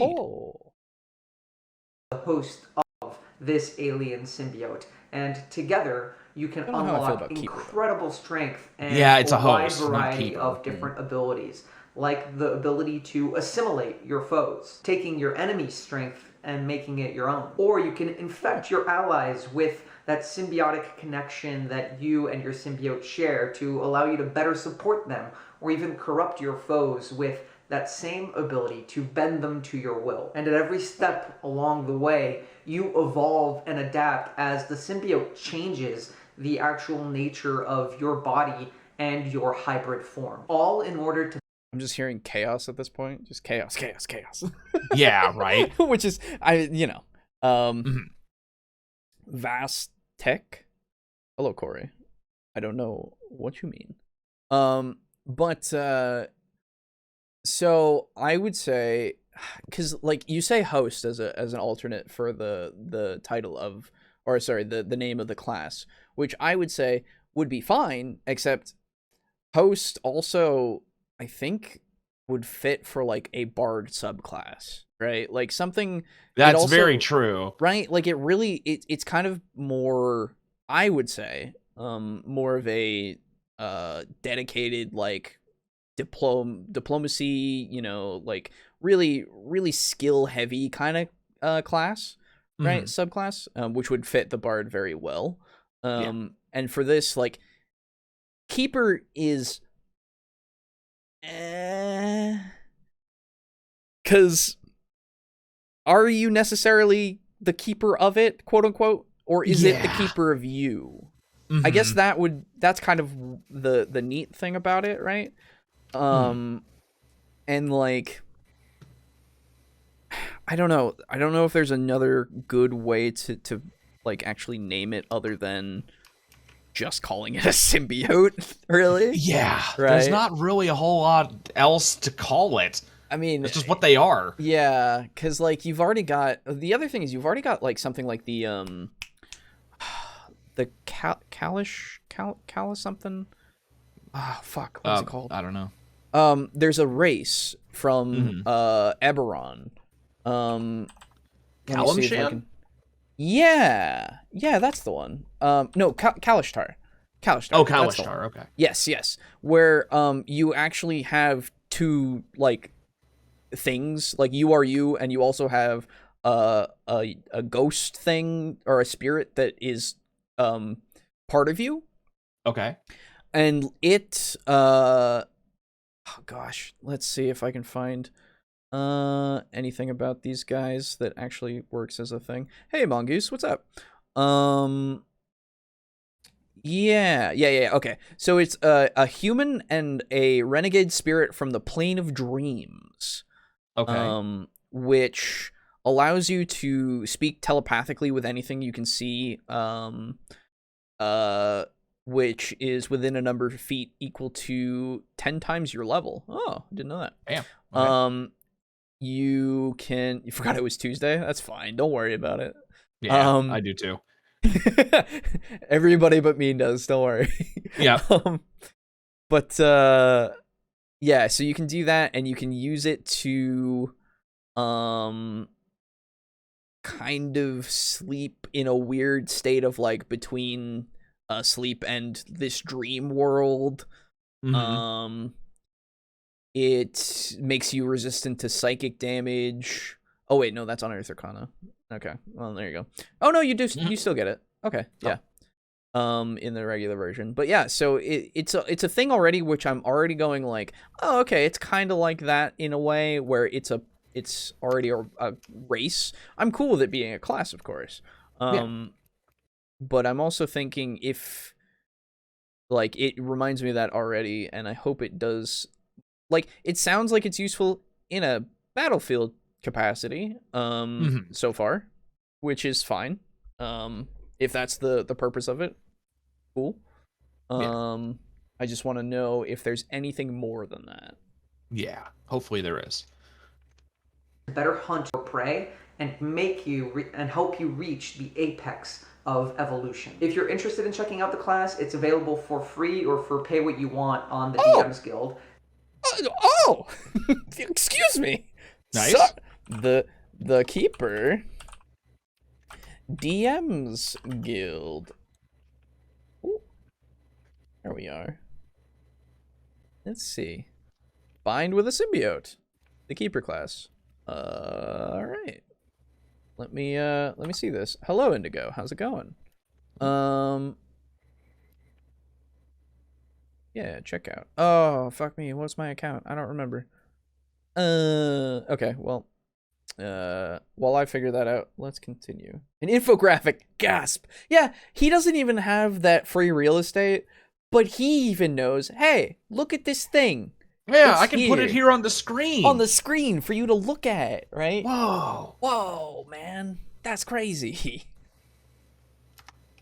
There's going to be a link at the top of the description. But in this video, I want to give you guys an overview of the class and talk about some of the features that I really enjoy so that you can potentially see if you'd like to play a keeper, especially since the new Venom movie is coming out soon. Of course. So okay. So so this is the opposite of it being irrelevant. It's very relevant but unnecessary. Yes, that's the thing. I immediately was like, "Oh, I'm gonna get struck," because that's just that's weird. That's what I would trailer there. Yeah, immediately, like, and to be fair, you can use a trailer as transformatively, absolutely, but this is just a reference to it. I wouldn't say it's as transformative as it could be. But what I would say would work even better is if you do that without the music, first off, because the bots will fucking go for you immediately. Do it without the music, but do it while you're saying, oh, the new Venom movie is coming out, because you have a perfect time for you to just show that on the screen, because it lasts just enough amount of time for you to go, this is the Venom movie that's coming. Which is like, and then like, hey, people who might not know Venom, who are watching this video and going, oh, what's a symbiote? And then they go, oh, that's a thing that's coming? I could go see Venom then and understand it a little bit more or something. Or maybe I'll like it if I like this class. You know? Which you're doing free advertising for them. I don't give a fuck. That's fine. Do whatever you want, but also, like, I don't know, be a little careful. Be a little careful. Bots are scary. YouTube bots don't like anyone. They don't like anybody. A keeper is just a regular adventurer. They're not particularly notable in any way except for one, which is the force of their personality. This is important because when that adventurer has a chance encounter and bonds with that alien or otherworldly entity, it's the force of personality that will allow them to maintain control and strike that fragile balance between being consumed by the symbiote and being unable to access any of the power that the entity could provide. It's together by using their force of will and personality, their charisma ultimately, as well as the entity's natural tendencies and I guess natural design, that the keeper is able to unlock its great strength. Alone, neither piece is too interesting. The adventurer is not too skilled, and the entity doesn't have the... Oh, okay. just on your own. You suck. Like, I get what you're going for, that's fine. But what if I multi-class? Yeah, right? Too bad YouTube doesn't care about fair use. Yeah, well, you know, on occasion. It's unfortunate. Yeah. Most of the time. Yeah, most of the time. Mental faculties to really use its strength well. It needs a host in order to thrive, and the adventurer needs some other source of power in order to reach the potential that they may achieve. And while that unison of both parties is extremely powerful, it's also dangerous because each party tries to contend with the other for control. And as the keeper, as the humanoid in this arrangement, you have to enact and entrust that you can hold on to control of your body and of your desires more so than the symbiote can usurp them. Okay, so with that kind of context, that explanation, I'm more in favor of the keeper because you are trying to keep it contained. Yeah, that's already that's already interesting to me. Yeah, and so like because there's an internal conflict from the get-go. Yeah, which is cool because then you can play off that. With like your DM. Your DM is your symbiote, and every now and again you have these spats with yourself, really. Yeah. We're going to quickly walk through each of the levels of the core class so you get a sense of what the keeper is all about and how they'll actually play in the game, how the interaction between the host and symbiote works, and the kinds of abilities and powers you'll have access to. At level 1, you get what ultimately is the core of the Keeper's abilities, the ability to trigger a transformation into a hybrid form, where your symbiote covers you in an exoskeleton. Look at relevance. That provides you with Yeah. certain resistances, bludgeoning, piercing, and slashing, as well as immunities to disease. It increases your armor class, and this is going to be your core element. You only get a few of these transformations every day, and they work a lot like the rage mechanic of the barbarian. I was about to say that sounds very much just like rage, but a little bit more. Which I'm like, okay, if we do some more unique stuff with it, that's fine. But already I'm going, why not just make it a barbarian subclass? Immediately I just start going that way. Which is unfortunate, because I don't want to be going that way. But it sounds like, again, being resistant to bludgeoning, piercing, and all that stuff, it's like, oh, so I'm a better barbarian already, a little bit. Like, at level 1, a little bit, not too much more. Multi-class into Warlock, and you can use the symbiote as your Pantheon. Ooh. As, like, your patron? Yeah. That'd be cool. It gives you, like, space powers. Also get to trigger your symbiote to manifest into a weapon. It's not a weapon like a sword or an axe. Instead, it's just a natural weapon, which at the beginning starts out as claws that you can manifest whether or not you're transformed. However, if you're using your symbiotic weaponry while transformed, they're obviously more effective, and you can actually use your bonus action to make an extra attack. At level 2, stuff starts to get complicated. You've been drawing on power from this symbiotic entity, and in doing so, you've managed to strengthen yourself and level up. At this point, the strength that your symbiote has been feeding from you allows the entity within it to awaken, returning to sentience, or perhaps becoming sentient for the first time. Oh my god. Look at this graphic! Oh my god! Look at this! Okay. And it's in the normal fucking D&D style? Yeah, dude. He's not just stupid shit? Right, he's used homebrewery. Very cool. Or something like that. Very cool. All right, so I already fucking hands down, I appreciate this so much. Like, yeah, God, thank you. Yeah, thank you. So much better, Jeremy. And I call you Jeremy because, of course, we are friends. Well, now we are. Well, of course. That you have some decisions which are actually important mechanically to the character that you play. You get to pick an origin for your symbiote. Perhaps it's elemental in nature, or perhaps it has an abyssal origin, or even celestial. It's kind of up to you at this point, and the actual document has some suggestions on what you can do there. In addition, I don't have Facebook, so I can't log into DM's Guild. Which fucking sucks.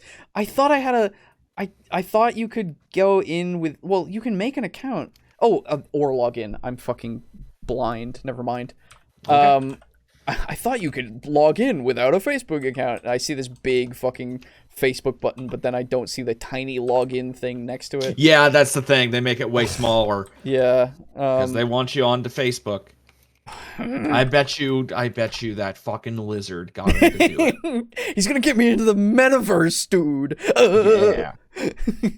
Okay, I'm gonna download this right now. Like, I just want to look at some stuff while he's talking about it, because now I'm very interested. This is already... He's presenting his well. Yes, it's already being presented in such a way that I'm, like, keeping up with it, and I understand what's going on. And I'm not being distracted every 30 seconds by a stupid clip. Yeah, the only time has been that one time where I'm like, okay. And it's not because the clip was distracting, it's because it's a natural fear of the predator that YouTube has become. YouTube, yes. Okay, let's see. All right. The only one that's scarier is Disney. You don't fuck with Disney.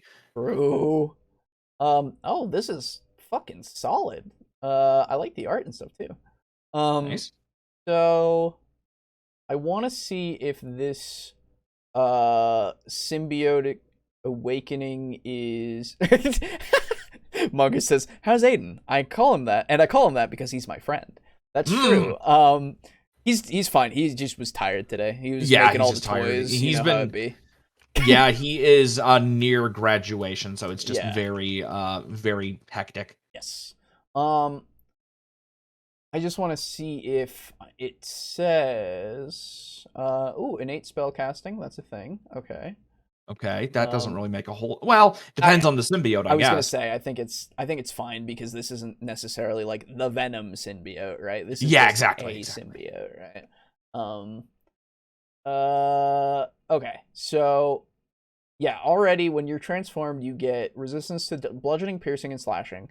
Your armor class equals 10 plus your dexterity modifier plus your charisma modifier, regardless of the armor you are wearing. That's fair enough, because you are now that thing. You're immune to disease when you are that thing. Doesn't end any disease that you currently have. You just are immune to them, which I rarely see diseases used, but yeah, fair enough. Yeah, they need to be. I hope in 6th ed or 5.5 they do more something with it, right? Yeah. You're vulnerable to fire and thunder damage, though. In time, you can adapt to address this weakness. There you go. So now that is specifically the Venom one. I think it's just in general, it being an organism that is enveloping you entirely. It's not a stretch to say that the thing itself that is covering your entire body is going to be more vulnerable to fire or something. Well, the thing is, those are Venom's weaknesses. Oh, true, because thunder is actually sonic, technically. It's sound, yes. Yeah. He hates loud sounds, and he is also weak to fire. So that is definitely a Venom one. For now, that's fine. If we're using that as it's not a problem. Right. It's not a problem, because you can obviously... I would say it's only a problem if you want your symbiote to be, say, infernal, because an infernal would absolutely not be... It would not be weak to fire. Well, so this one so far, it says you can adapt to address it, which is great. Okay, perfect. Then that's all I needed to hear. Yeah, exactly. Evolutionary call. Oh, I'm excited for these things. So at level 2, you get your look, mechanical variants based on storytelling diversity. Wow, dude, what? I know. No, it's crazy, right? Yeah. So. Yeah, you can have your symbiote's origin, your symbiote's personality, and the relationship between you. Whatever choice you learn in Divided Mind. Okay. All right. Well, we will see what else he's talking about, and we can follow along with this thing. Or I will. In addition, you get the Divided Mind feature. Divided Mind reflects the fact that now there are two minds within your body. There is your mind, that of the adventure you're actually playing, and that of the symbiote now occupying it and speaking to you as well. The symbiote is awesome because it's another character, but ultimately it's not so far out of your control. It's just an opportunity for you to have some interesting roleplay triggers to use with the rest of your party, or perhaps to give over to your DM and make more compelling. The fact that there are true, you could have it be that you are both, and you're just playing two characters, quote unquote. Yeah. Right? But true. Man, already again, he's just going, hey, you can also do stuff for roleplay immediately. Like, wow. Oh my god. Yeah. Oh my god. We're 5 minutes in, and I'm having a blast. It's a lot better. Yes. Two minds within your head make it harder for you to actually be charmed and deal with those effects, because the symbiote kind of acts as a protection to those external influences. Very cool. There's already something influencing your mind in some light ways, and it doesn't want any other influences to meddle. However, it does come with a few curses, which you may be able to overcome in time, but at the lower levels, they are challenging. The two curses are Tongues and Wrath. Wrath makes it harder for you to attack any creature besides one that attacked you the previous turn. Okay. You can't turn your attention away from a direct threat that's already hurting you. The symbiote within you wants to take it out, so you need to actually roll for control in order to do this. The other curse is Tongues. Now that your symbiote has awakened in your transformed form, you can no longer speak any other languages but the one that you picked for your symbiote. Like I said, it might be celestial, it might be abyssal. Interesting. Ultimately, it comes down to the origin that you choose and the nature of the symbiote that you like from a narrative perspective. And I like, okay, so for the first part of the it needing you to kill the thing in front of you that is hurting it, makes it bestial. makes it something that is a little bit can be more beyond your control, which I understand not a lot of people like the idea of not being in control all the time, but you're not playing this class in that case, probably. So for the purposes of maybe you're into the class and into the idea of releasing some of your control to this thing that you are trying to contain in order to have power, then you go, or I would go, sometimes it will be like, no, we have to kill this thing. We're gonna kill this thing, right? Even if somebody, like, it also helps with, I'm seeing possibilities. So I'm seeing, like, on the battlefield, you're engaged in melee with somebody, but then your archer in the back, who's very weak in melee combat, is being ambushed by somebody that you didn't know, and you notice. But the thing, like, your symbiote is so hell-bent on this fighter that's trying to beat you to the ground, right? But you know that you got to save your friend, but you can't, right? Yeah. And then later on, if your archer survives, hopefully, then later on, your archer could be like, hey, what the fuck, right? And it could create some tension between, and then you go, hey, man, I tried, I really did, I tried so hard, and like maybe then you even have your archer talking to the symbiote, and the symbiote going like, hey man, fuck you, I don't want to. The symbiote doesn't like you, right? Exactly. You can have so much dynamic here already, and that's just one thing, right? Yeah, it's just one example. But it could also be like your symbiote's a nice guy, right? Your symbiote's like, I like people, I like everybody. But then it goes into this bestial rage when it gets hurt. And so then it's like, then it will continue to fight the thing. And then afterwards it goes, oh, dude, I'm so sorry, right? Like, I can't help it. That's how I am. I gotta fight the thing that's trying to kill me, right? And Mog says, I like how he constantly circles back to character development with this class. Yes. Yeah. I immediately from the start, I even said, like, I can see how this is good for combat. But he's giving me all of these seeds of, like, but you can also do character stuff. Like, you can do role That's what's play. important. That's why I'm already warming. Like, this class is already better, in my opinion. Oh, I would agree 100%. It also is providing me information that I need.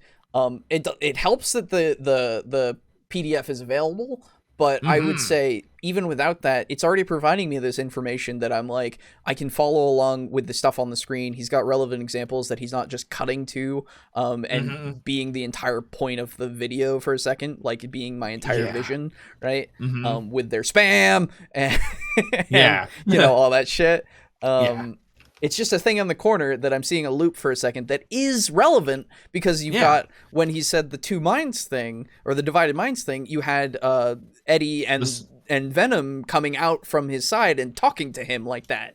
Like, and it was two things right there talking to each other. And immediately I go, two minds, divided minds. Okay. Yeah. I'm there. Yeah, it's great. It's so much better. The craft and this, and I'm obviously, like, not knocking any points off, of course, because he doesn't have a great microphone, but what the only difference here that I could see so far is, like, you just get a better mic and that's fine. You don't have to, but if you got a better mic, dude, perfect. Golden. Like, so far, perfect. Yeah, it's great.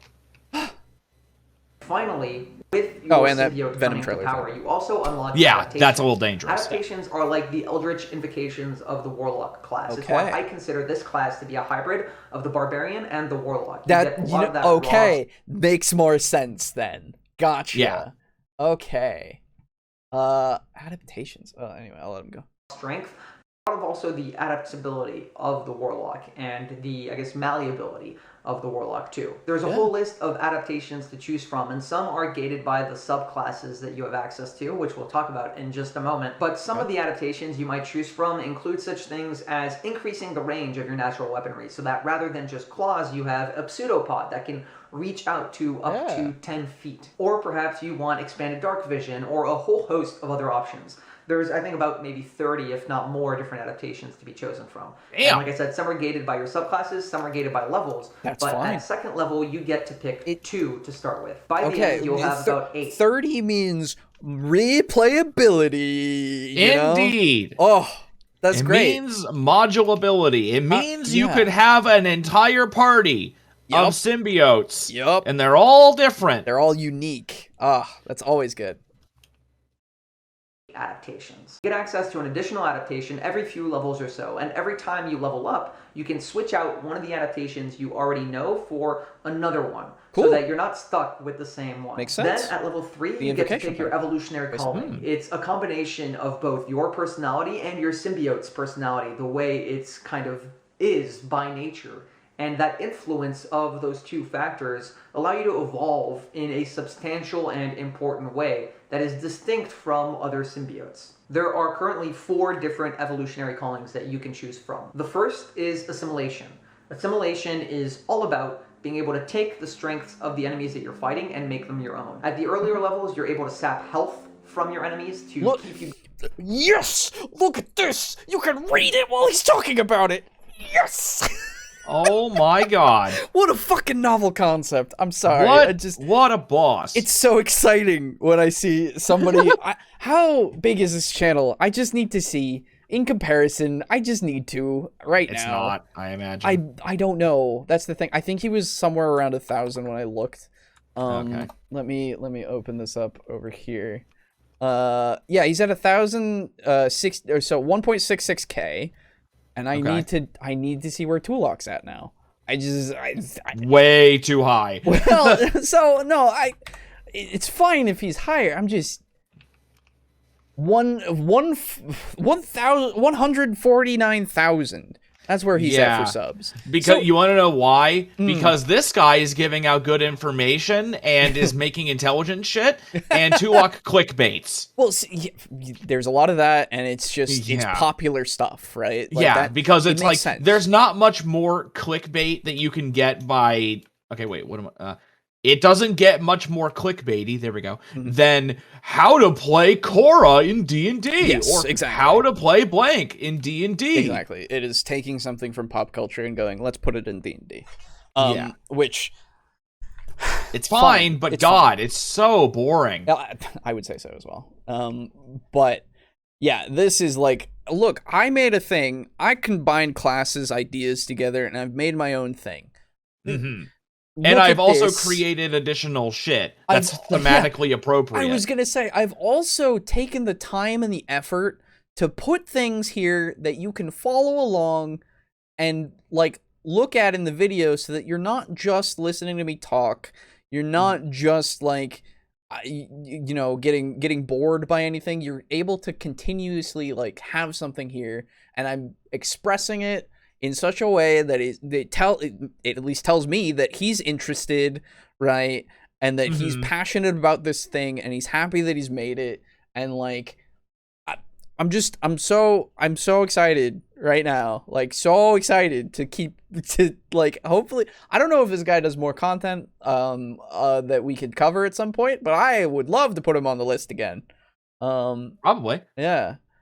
How to play Doctor Strange in D&D, yeah, because the new Doctor Strange movie will come at some point, you know, like Marvel's the thing, so do that. Yeah, it's literally whenever something is happening, he will do a popular thing from that, and I'm like, okay, and that's why I don't care. Yeah, and it's very boring and bland. Yeah. Well, this is the other thing, because you have that, and then you have we covered Blaine Simple, I think, the as the very next video where he was like also like how to play this in D&D, but his was more of a thought experiment, not how to be entirely this character. His was I think it was One Punch Man. I think the thing, and it was how do you do the most damage in one punch. Fair enough. And it was like, oh, okay.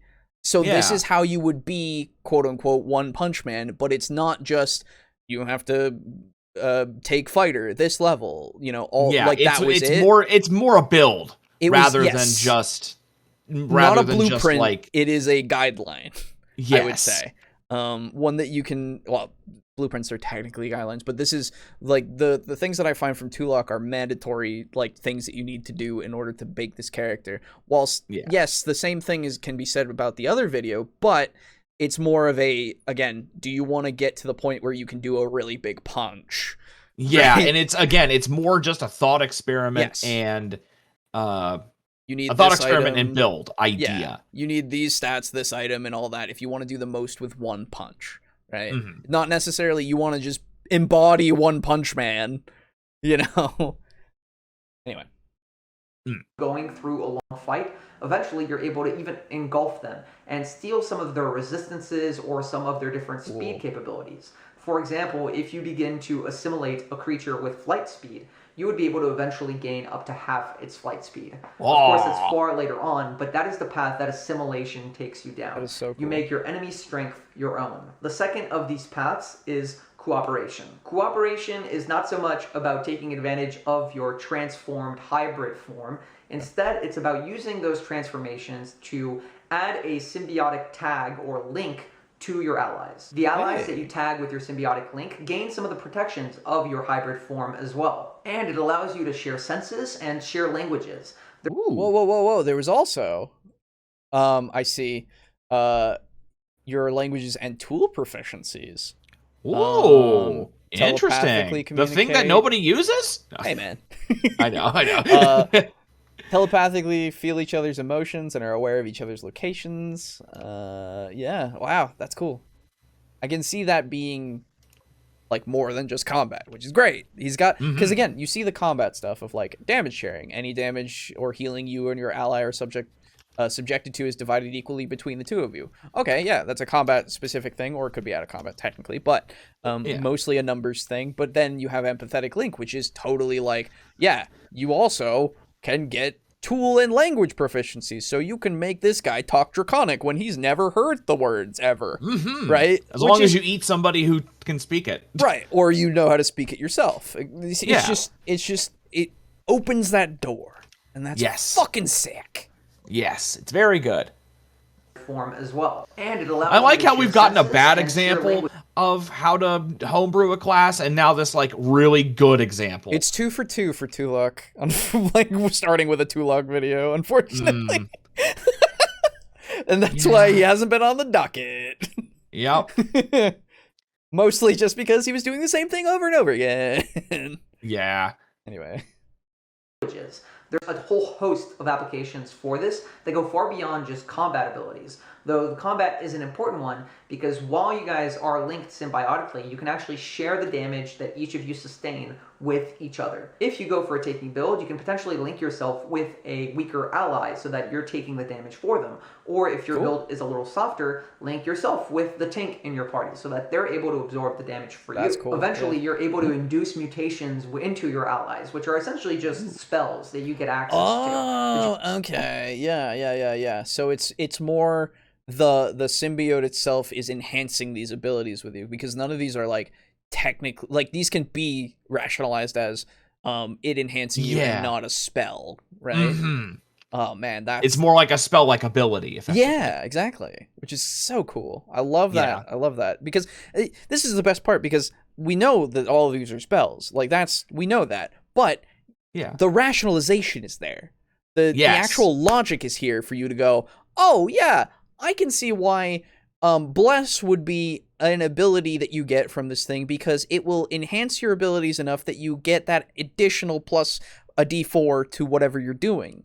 Yeah, you get like the heightened senses or whatever. And then like, oh, Death Ward later on, the thing shields you from death literally. Yeah, right? It literally catches the bullet before it manages to hit you in the heart. Yeah, exactly. Like it can manifest as a physical thing. It can manifest as a poison is in your system, but it makes it get out of your system and come out your mouth or whatever. You know, like you can see the threads and how they connect, and I'm so yes, thank you. Yes.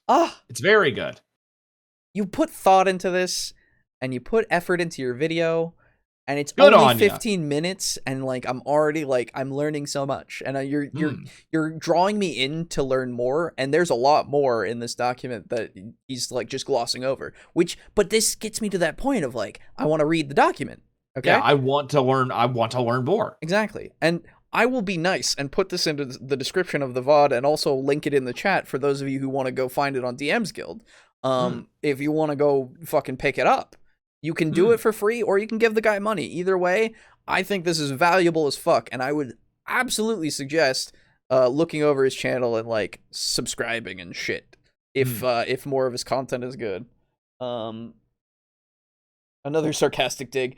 Oh wow, look how this one is given a linear level progression and not spells first, then abilities, then vague denotations of when they happen. Yeah, that was the other problem with that fucking Tulok video. He just went, oh, these are the spells you get, and they'll happen at these levels, and then, oh, we'll go back to level 1 and start with the abilities. It's like, oh, so we're not going to go from level 1 and start with all this shit, and then get to level 6 and give all this shit, like, what you get to this point. No. Yeah. For this, it's the whole class, and each of the levels has a thing, or at least most of them do. And so he's going bit by bit because they matter. Matter. Good. You can catalyze so that they affect not only you, but your ally as well. Cooperation plays to the hive mind idea of using the telepathic connection that you and your symbiote share in order to allow you to better coordinate with the allies in your party. Then you have corruption, which kind of takes things to the other extreme. Rather than infecting your allies and using that to help them, you try to infect your enemies. Once you've done so, you can afflict them with terrible diseases as your symbiote actually... Yeah, again, blindness, deafness, slow, contagion, flesh to stone, dominate, person, monster charm, all that stuff. Yes. It's so good. Again, thought was put, and I'm glad. And changes their biology, or you can try to usurp their mind and dominate them in time. And finally, you have predation. The evolutionary calling of predation is all about making you the strongest, most effective hunter that you can be. Yes! Predator on the food chain. Yes! Rather than taking the strength from your enemies or helping your allies or trying to corrupt your foes, you're just better at tearing them apart, and you enhance your hybrid form so that it is stronger, able to do more damage, and able to take out just about anything in its path, dealing massive amounts of damage in short amounts of time. Yes! All the That's different awesome. subclasses. It just makes me think of Prototype.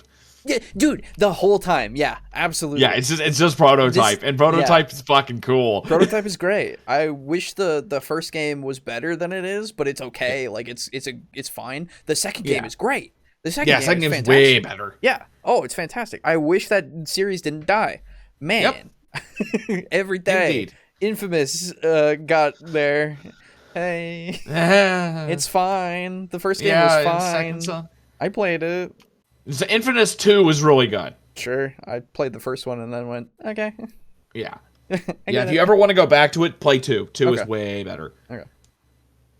Engage in very different playstyles, and each have some fun, unique mechanics of their own. They give you access to either spellcasting or some really unique abilities that you wouldn't have to otherwise. It'll keep combat and the other parts of the game engaging for you and give you an active role in them. Levels 4 and 5 are pretty standard. At level 4, you get an ability score improvement, and at level 5, you get your extra attack. This is the only extra attack that the Keeper class gets. At level 6, you get the Magical Entity feature, which makes attacks that you make with your symbiotic weaponry magical in nature. At 7th level, you get Amalgamated Mind. It reflects the progress that you've been making in binding with your symbiote.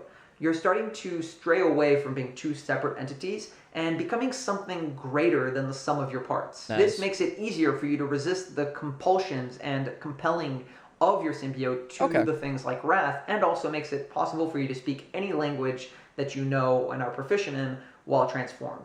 I like this being a natural progression thing is great, because I was already thinking, like, I hope that you don't have to go down a specific path in order to overcome that that wrath thing of like getting hurt and then having to fight that thing. The fact that you just naturally are gaining the ability to cooperate better is great.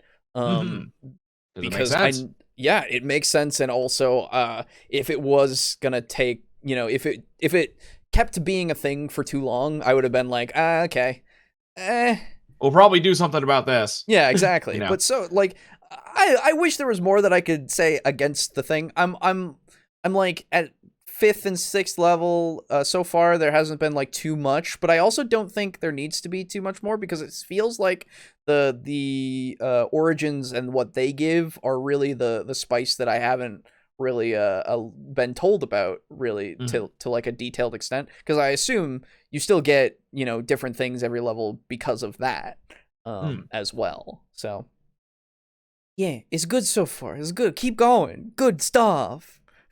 At 9th level, you unlock the Retribution class feature. Retribution is a really core feature of the later levels of the Keeper class. The symbiote that you are bonding with is now acting almost as a second mind, acting on its own while you're not necessarily paying attention to protect you. After all, it's tied to your body, and so it wants you to survive. It's not really so much about taking you over as much as it is about protecting you, because the way that things are going, you two are becoming inexorably linked. Retribution reads, when you are targeted by a melee weapon attack within reach of your symbiotic weaponry, you can use your reaction to impose disadvantage on the attack and make your own attack with your symbiotic weaponry against the attacking creature. You can only use this a few times. So it's a no you. Yeah, I gotcha. Yeah, it's a no you. Times a day, but as you level up, it deals more damage if you hit. It's kind of that moment of someone charging up to you with an axe and you being caught off guard, and so your symbiote lashes out on your behalf to stop the person from hitting you without any control of your own. Again, I did all this before the Venom trailer, but obviously I took a lot of inspiration from Venom in this, so it makes sense that there would be some overlap. At 11th level, you get Superior Symbiosis. This reflects the fact that you and your symbiote are realizing that you're stronger together. It doesn't really mean much to be apart anymore, because together you have greater strength and you're starting to be on the same page about more things. You've each influenced your personality in different ways, and as I said before, you're becoming more and more one entity instead of two distinct ones. At this point, your transformation lasts longer, 10 minutes instead of just 1. And you have a way to stay in this form even when you're knocked unconscious, allowing your symbiote to take control of you so you can keep fighting when your body has failed you. At 15th level, you unlock... Interesting. That sounds very dangerous. Yeah. But really cool. So my initial worry is, does it become just like a second life, quote unquote, in that way? I doubt it, because I would assume that it is you are still unconscious and you're still making death saves. Yeah, that's what I'm wondering. I let me see if I can find it, because that's something that I need answered now. Yeah, because I like the sound of that, where like your body has gone down and the symbiote might like it keeps you up and doing shit, but you're still 3 or 2 hits away from dying. Exactly. Like I like that idea. Let's see.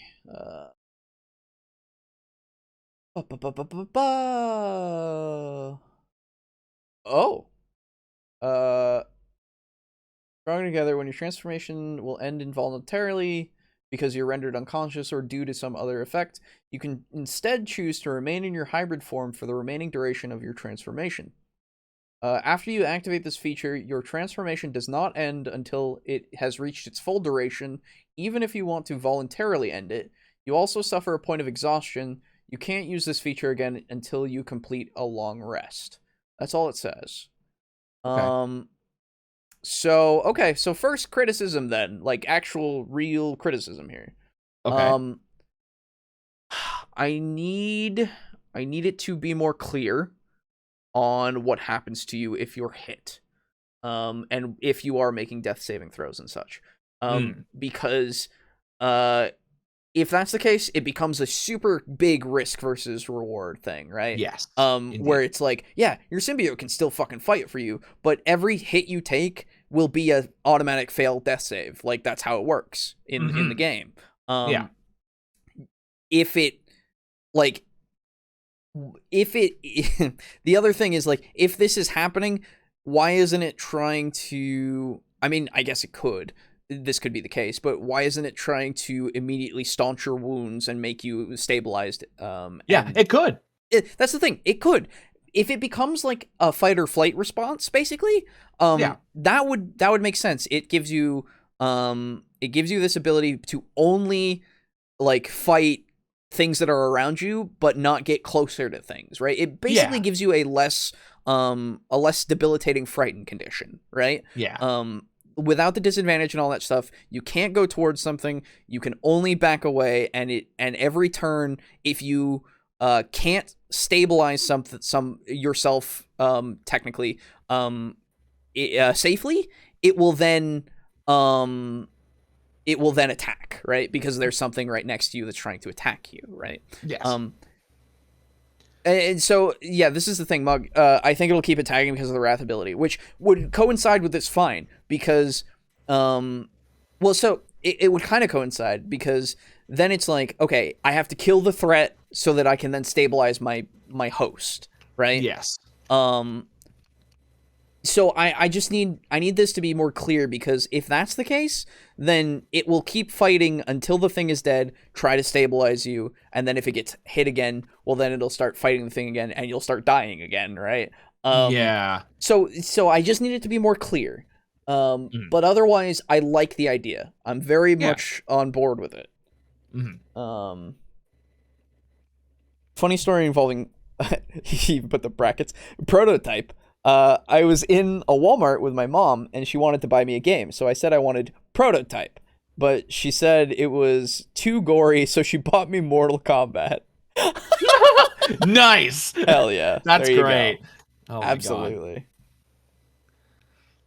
Unlock symbiotic dependence. This feature makes it possible for you to access the natural healing properties of the symbiote and apply them to yourself. Once per long rest, you can use a bonus action to surge, giving you a second wind-like recovery ability, where the symbiote expends as part of its natural healing properties to accelerate the healing within your own body, so that you're able to stick into the fight longer and longer. Again, like I said, this class is like the Barbarian in some ways, in that it's kind of relentless, and you'll be able to take a lot of punishment. Yeah, that's Most fine. of the actual rest of the utility and different abilities that you get come from your subclasses or the adaptations that you choose. And finally, at level 20, you get your capstone. This is Symbiogenesis. You now no longer have to roll with anything that your symbiote wants to make you do, and your transformations will only end if you choose to end them or you fall unconscious and don't use your other feature. So that's the Keeper class. The Keeper can be played as a really solid support class, either buffing your allies or dealing your enemies. Or you can play it as just a straight-out damage dealer in the front lines, using that transformation to add survivability.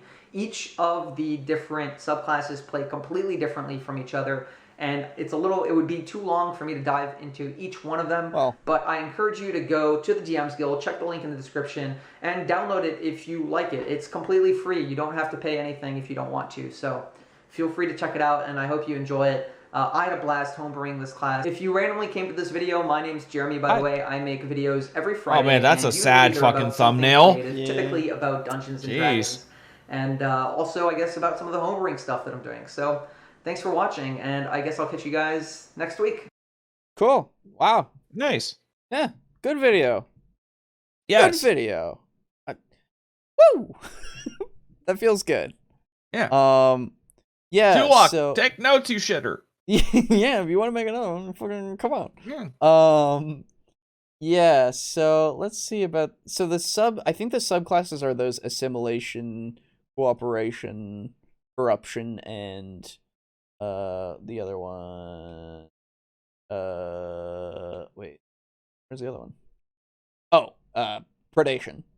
Those are those subclasses. But the adaptations are probably well, absolutely, since there's like 30 of them. Yeah, you've got like flight, which is 5th level. You can do it. You can get it. Let's see if there's malleable form. When you transform, you can choose to cast enlarge reduce on yourself. You can also do so while transformed as an action. You can't do so again until you complete a short or long rest. That's cool. Yeah. I'm looking at the PDF now, and it's pretty cool. Some minor changes need to be made, but solid. Yes. Here, I will put the link in chat for those of you who do not have it. And again, it will be in the description of the video when it becomes a VOD. But yeah, careful killer. Your symbiotic weaponry is now considered a finesse weapon. That's cool. Oh my god, yeah. Madness. While transformed, you're immune to being frightened. If you're frightened when you transform, the effect is suspended for the duration of the transformation. Oh, very cool. The pseudopod, yeah. Stealth morphology at level 9. You can, as an action, you can cast invisibility on yourself, expending a single use of your transformation in the process. Dude, so Shorter, you long can rest. just go like fucking Predator? Yeah. That's fucking sweet. Yeah. Oh, hey, for symbiotic exchange, prerequisite is evolutionary calling cooperation. As a bonus action, you can exchange hit points with an ally you share a symbiotic link with, up to the amount equal to or less than your keeper health. Hey, that sounds familiar. Yeah. Yeah. Yeah, no, this is sick. I'm a big fan of this. I'm gonna keep this fucking PDF around, because next fucking 5e character I make, I might be like, hey, could I use this? Because this seems like it has a lot to offer. Yeah. And like, what I will say is that I wish there was more talk of more roleplay-y kind of stuff at the end, because we were getting into the end stuff, which becomes like a lot more combat heavy, it feels like. But not to say, I mean, to be fair, there's a lot more here to use than was put in the video, and I guess the point of the video is to be more of a thing to draw you in, and not to fully explain every single bit of the class, because that would have been a longer video, and it would have been more apparent that that was the case. Though I will always say, you can make a longer video, it's fine. Yeah. But the algorithm likes long videos because they like retention time, watch time and shit. So, and with the way the guy made the video, I was fucking there, you know? Yeah, I wanted to watch the whole video, and we did. Yeah. So like, I think this guy could make some good stuff just from this first impression. Yeah. So yeah. Time to figure out how to convert to Pathfinder 2. Yeah, you could. That's the thing. So that'll do it for us for today. Good stuff. Thank you to everybody for coming by, hanging out. You as well, Boo. Yeah, thank you. The first time and last time guest, Boo. Yes. Good to have you. Good to see you. We'll never see you again. Yep. And yeah, so other than that, hey, if you made it this far, consider the subscription to the channel. Get us to that 1,000 subs, because even though we have the ability to do channel posts, it would still be cool. So do it, because cool. And leave a comment, of course, and like the video maybe if you really want to. If you dislike the video, we'll never see it. And you'll never see it, but I'll know you did it. Yeah. It's so stupid. It's so dumb. I wish they never did that shit. But other than that, look forward to the VOD. It's coming on Friday at 4 p.m. Eastern Standard Time. And again, as an audio only version on Monday. Around midday, if not later, if I can't get it out by then. Also, for those of you who weren't there for Project Astatine, our Delta Green campaign, we did another session of it, and I have yet to put it up, but I'm hoping to put it up tomorrow. So look forward to that. And then we'll be doing another session of that on Thursday, unless everybody's busy or some people are busy. I don't know. We'll see. But other than that, thank you again to our lovely patrons. Did a bad thing in memes. Well, after I talk about patrons, we'll see your shame. Okay. So, I like shame. Speaking of Draco Kraken, fucking shaming us with memes. Kidding. Oh, boy. Kidding, of course. We'll see. Okay. But oh right, there's also comments. Sorry, I gotta read the comments. That's right. We'll get there. But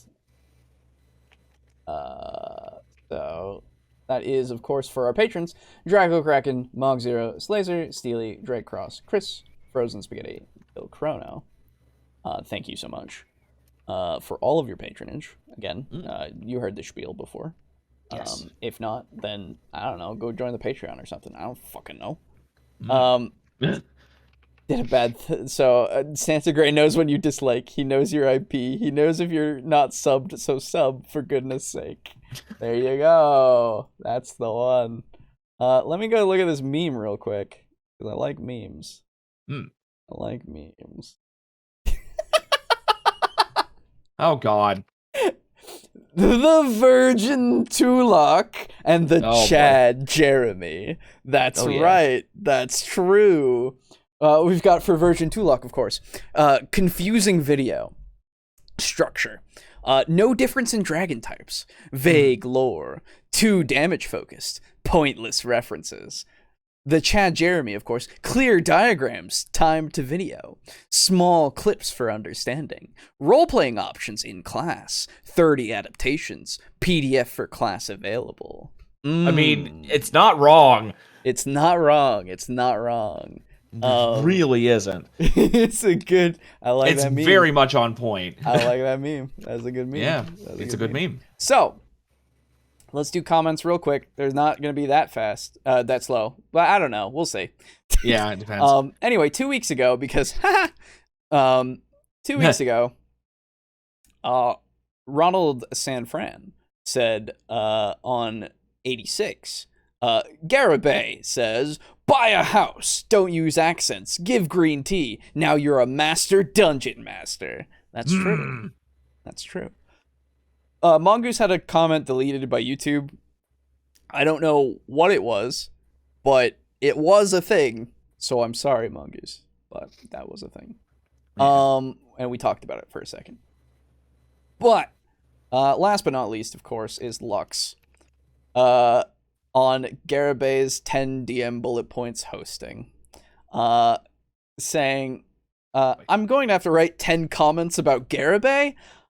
I'm going to be a transhuman after this, but not like a space marine, more like a werewolf driven by bestial rage and madness. And Ulfadar, a wolf berserker, soon to join the wild hunt. I can't say words. It was a link to the study. Okay, gotcha. Yeah. So Garibay has been a great DM since he was 12. That's actually pretty impressive that he could buy a house at that age. Yeah. Very true. True. I didn't even think of the implication. Yeah. But all right. What am I actually going to say here? You shouldn't buy a house just so you can host D&D. I think this is kind of obvious, and I probably don't need to belabor this point. Come to think of it, every campaign I ever ran in person, I was actually at someone else's house. Oh, man. See, the problem with trying to respond to this video is that it's like I've brought a steak knife and I'm trying to cut soup. Nice. Yeah. There's nothing here to challenge except stuff that's obviously wrong, and that I don't need to explain why it's wrong. You don't need a house to host D&D. You don't need a house to host D&D. If you understand basic manners, you have all the skills you need for this. People are here to play D&D, not to count how many rooms you own. And yes, D&D is a game, not the light of salvation for the world. I agree. Yeah, right. And I agree with not pre-ordering games. I need to be as sure as I can of whether I'm actually going to like a game or not before I will buy it. That means letting it get released and letting some other people play it first so they can post their reviews without corporate interference. If game companies didn't try so hard to squash all negative criticism before release, I would actually be more inclined to take the risk. That's true. I don't expect any game to be perfect. There's no such thing as a perfect game. I want to know what flaws a game has so I can decide whether the good points of the game are worth accepting those flaws. If you keep me from seeing criticism, then all I know is that I don't know what the flaws are. Therefore, I definitely will not take the risk of giving you money. My money. I will occasionally contribute to Kickstarter projects, though. If I really like a concept, I'm willing to spend money to help make it exist. To be clear, I could count the number of Kickstarter projects I've actually contributed to on one hand, but my point here is that I'm not fundamentally opposed to them. I see value in helping a game get made when it falls outside the bounds of what larger game companies are generally willing to invest in. Those large companies don't need my help, and they've already burned too much of my trust for me to give money to them blindly. All right, that's a comment. Maybe the next video will give me more to work with. Well, I hope it does. But yeah, I agree with all those sentiments. I literally have only backed for Kickstarter Ukulele. It was Ukulele and Bloodstained Ritual of the Night. Those are the two things that I've backed for games. I don't think I've backed anything else recently or since. Yeah. But I'm not to say that I wouldn't have. I wish I had been able to back Shovel Knight when it was a thing, because I think that started on Kickstarter, didn't it? The thing that I wish I could have backed is A Hat in Time. Oh yeah, that too. I absolutely would have backed that had I didn't even know that thing existed until it was out. I know. I wish I had too, because it is honestly like a great game. Yeah, it's one of my favorite games. Absolutely. Period. That's fair enough. Hey, apparently the newest DLC for it has some mixed reviews, which is interesting to see. It's because it's basically just like it's a multiplayer mod. Oh, is that it? Oh. Yeah, it's not made by the devs. Oh, okay. Yeah. Never mind then. Everything that they actually produced. Yeah, I have it all. The Seal one and Seal the Deal and Nyakuza Metro. Yeah, Nyakuza Metro or something. Yep. Those two are fucking great. Yes, I agree. God, it's so fun. But anyway, that'll do it for us for tonight. Thank you all for tuning in, watching, and listening. Appreciate you. We'll see you next week. Yeah. Do we have any hints as to what's going on next week, or no idea? I'll try to find something more holiday appropriate. Okay. How to play Santa. Yeah, how to be Santa Man in D&D. God damn it. But yeah, so, you know what it should be? Since Christmas and snow are basically synonymous, with white Christmases and shit. Yes. Let's do something about like Arctic or snowy biomes and how to run them well. Okay. I'll see if I can find we can do like environmental in general and such too. Yeah, okay. I'll see if I can find something. Yeah. But yeah, we'll see you. We'll see you all next time. Bye-bye. Bye. Get out of here. Go on.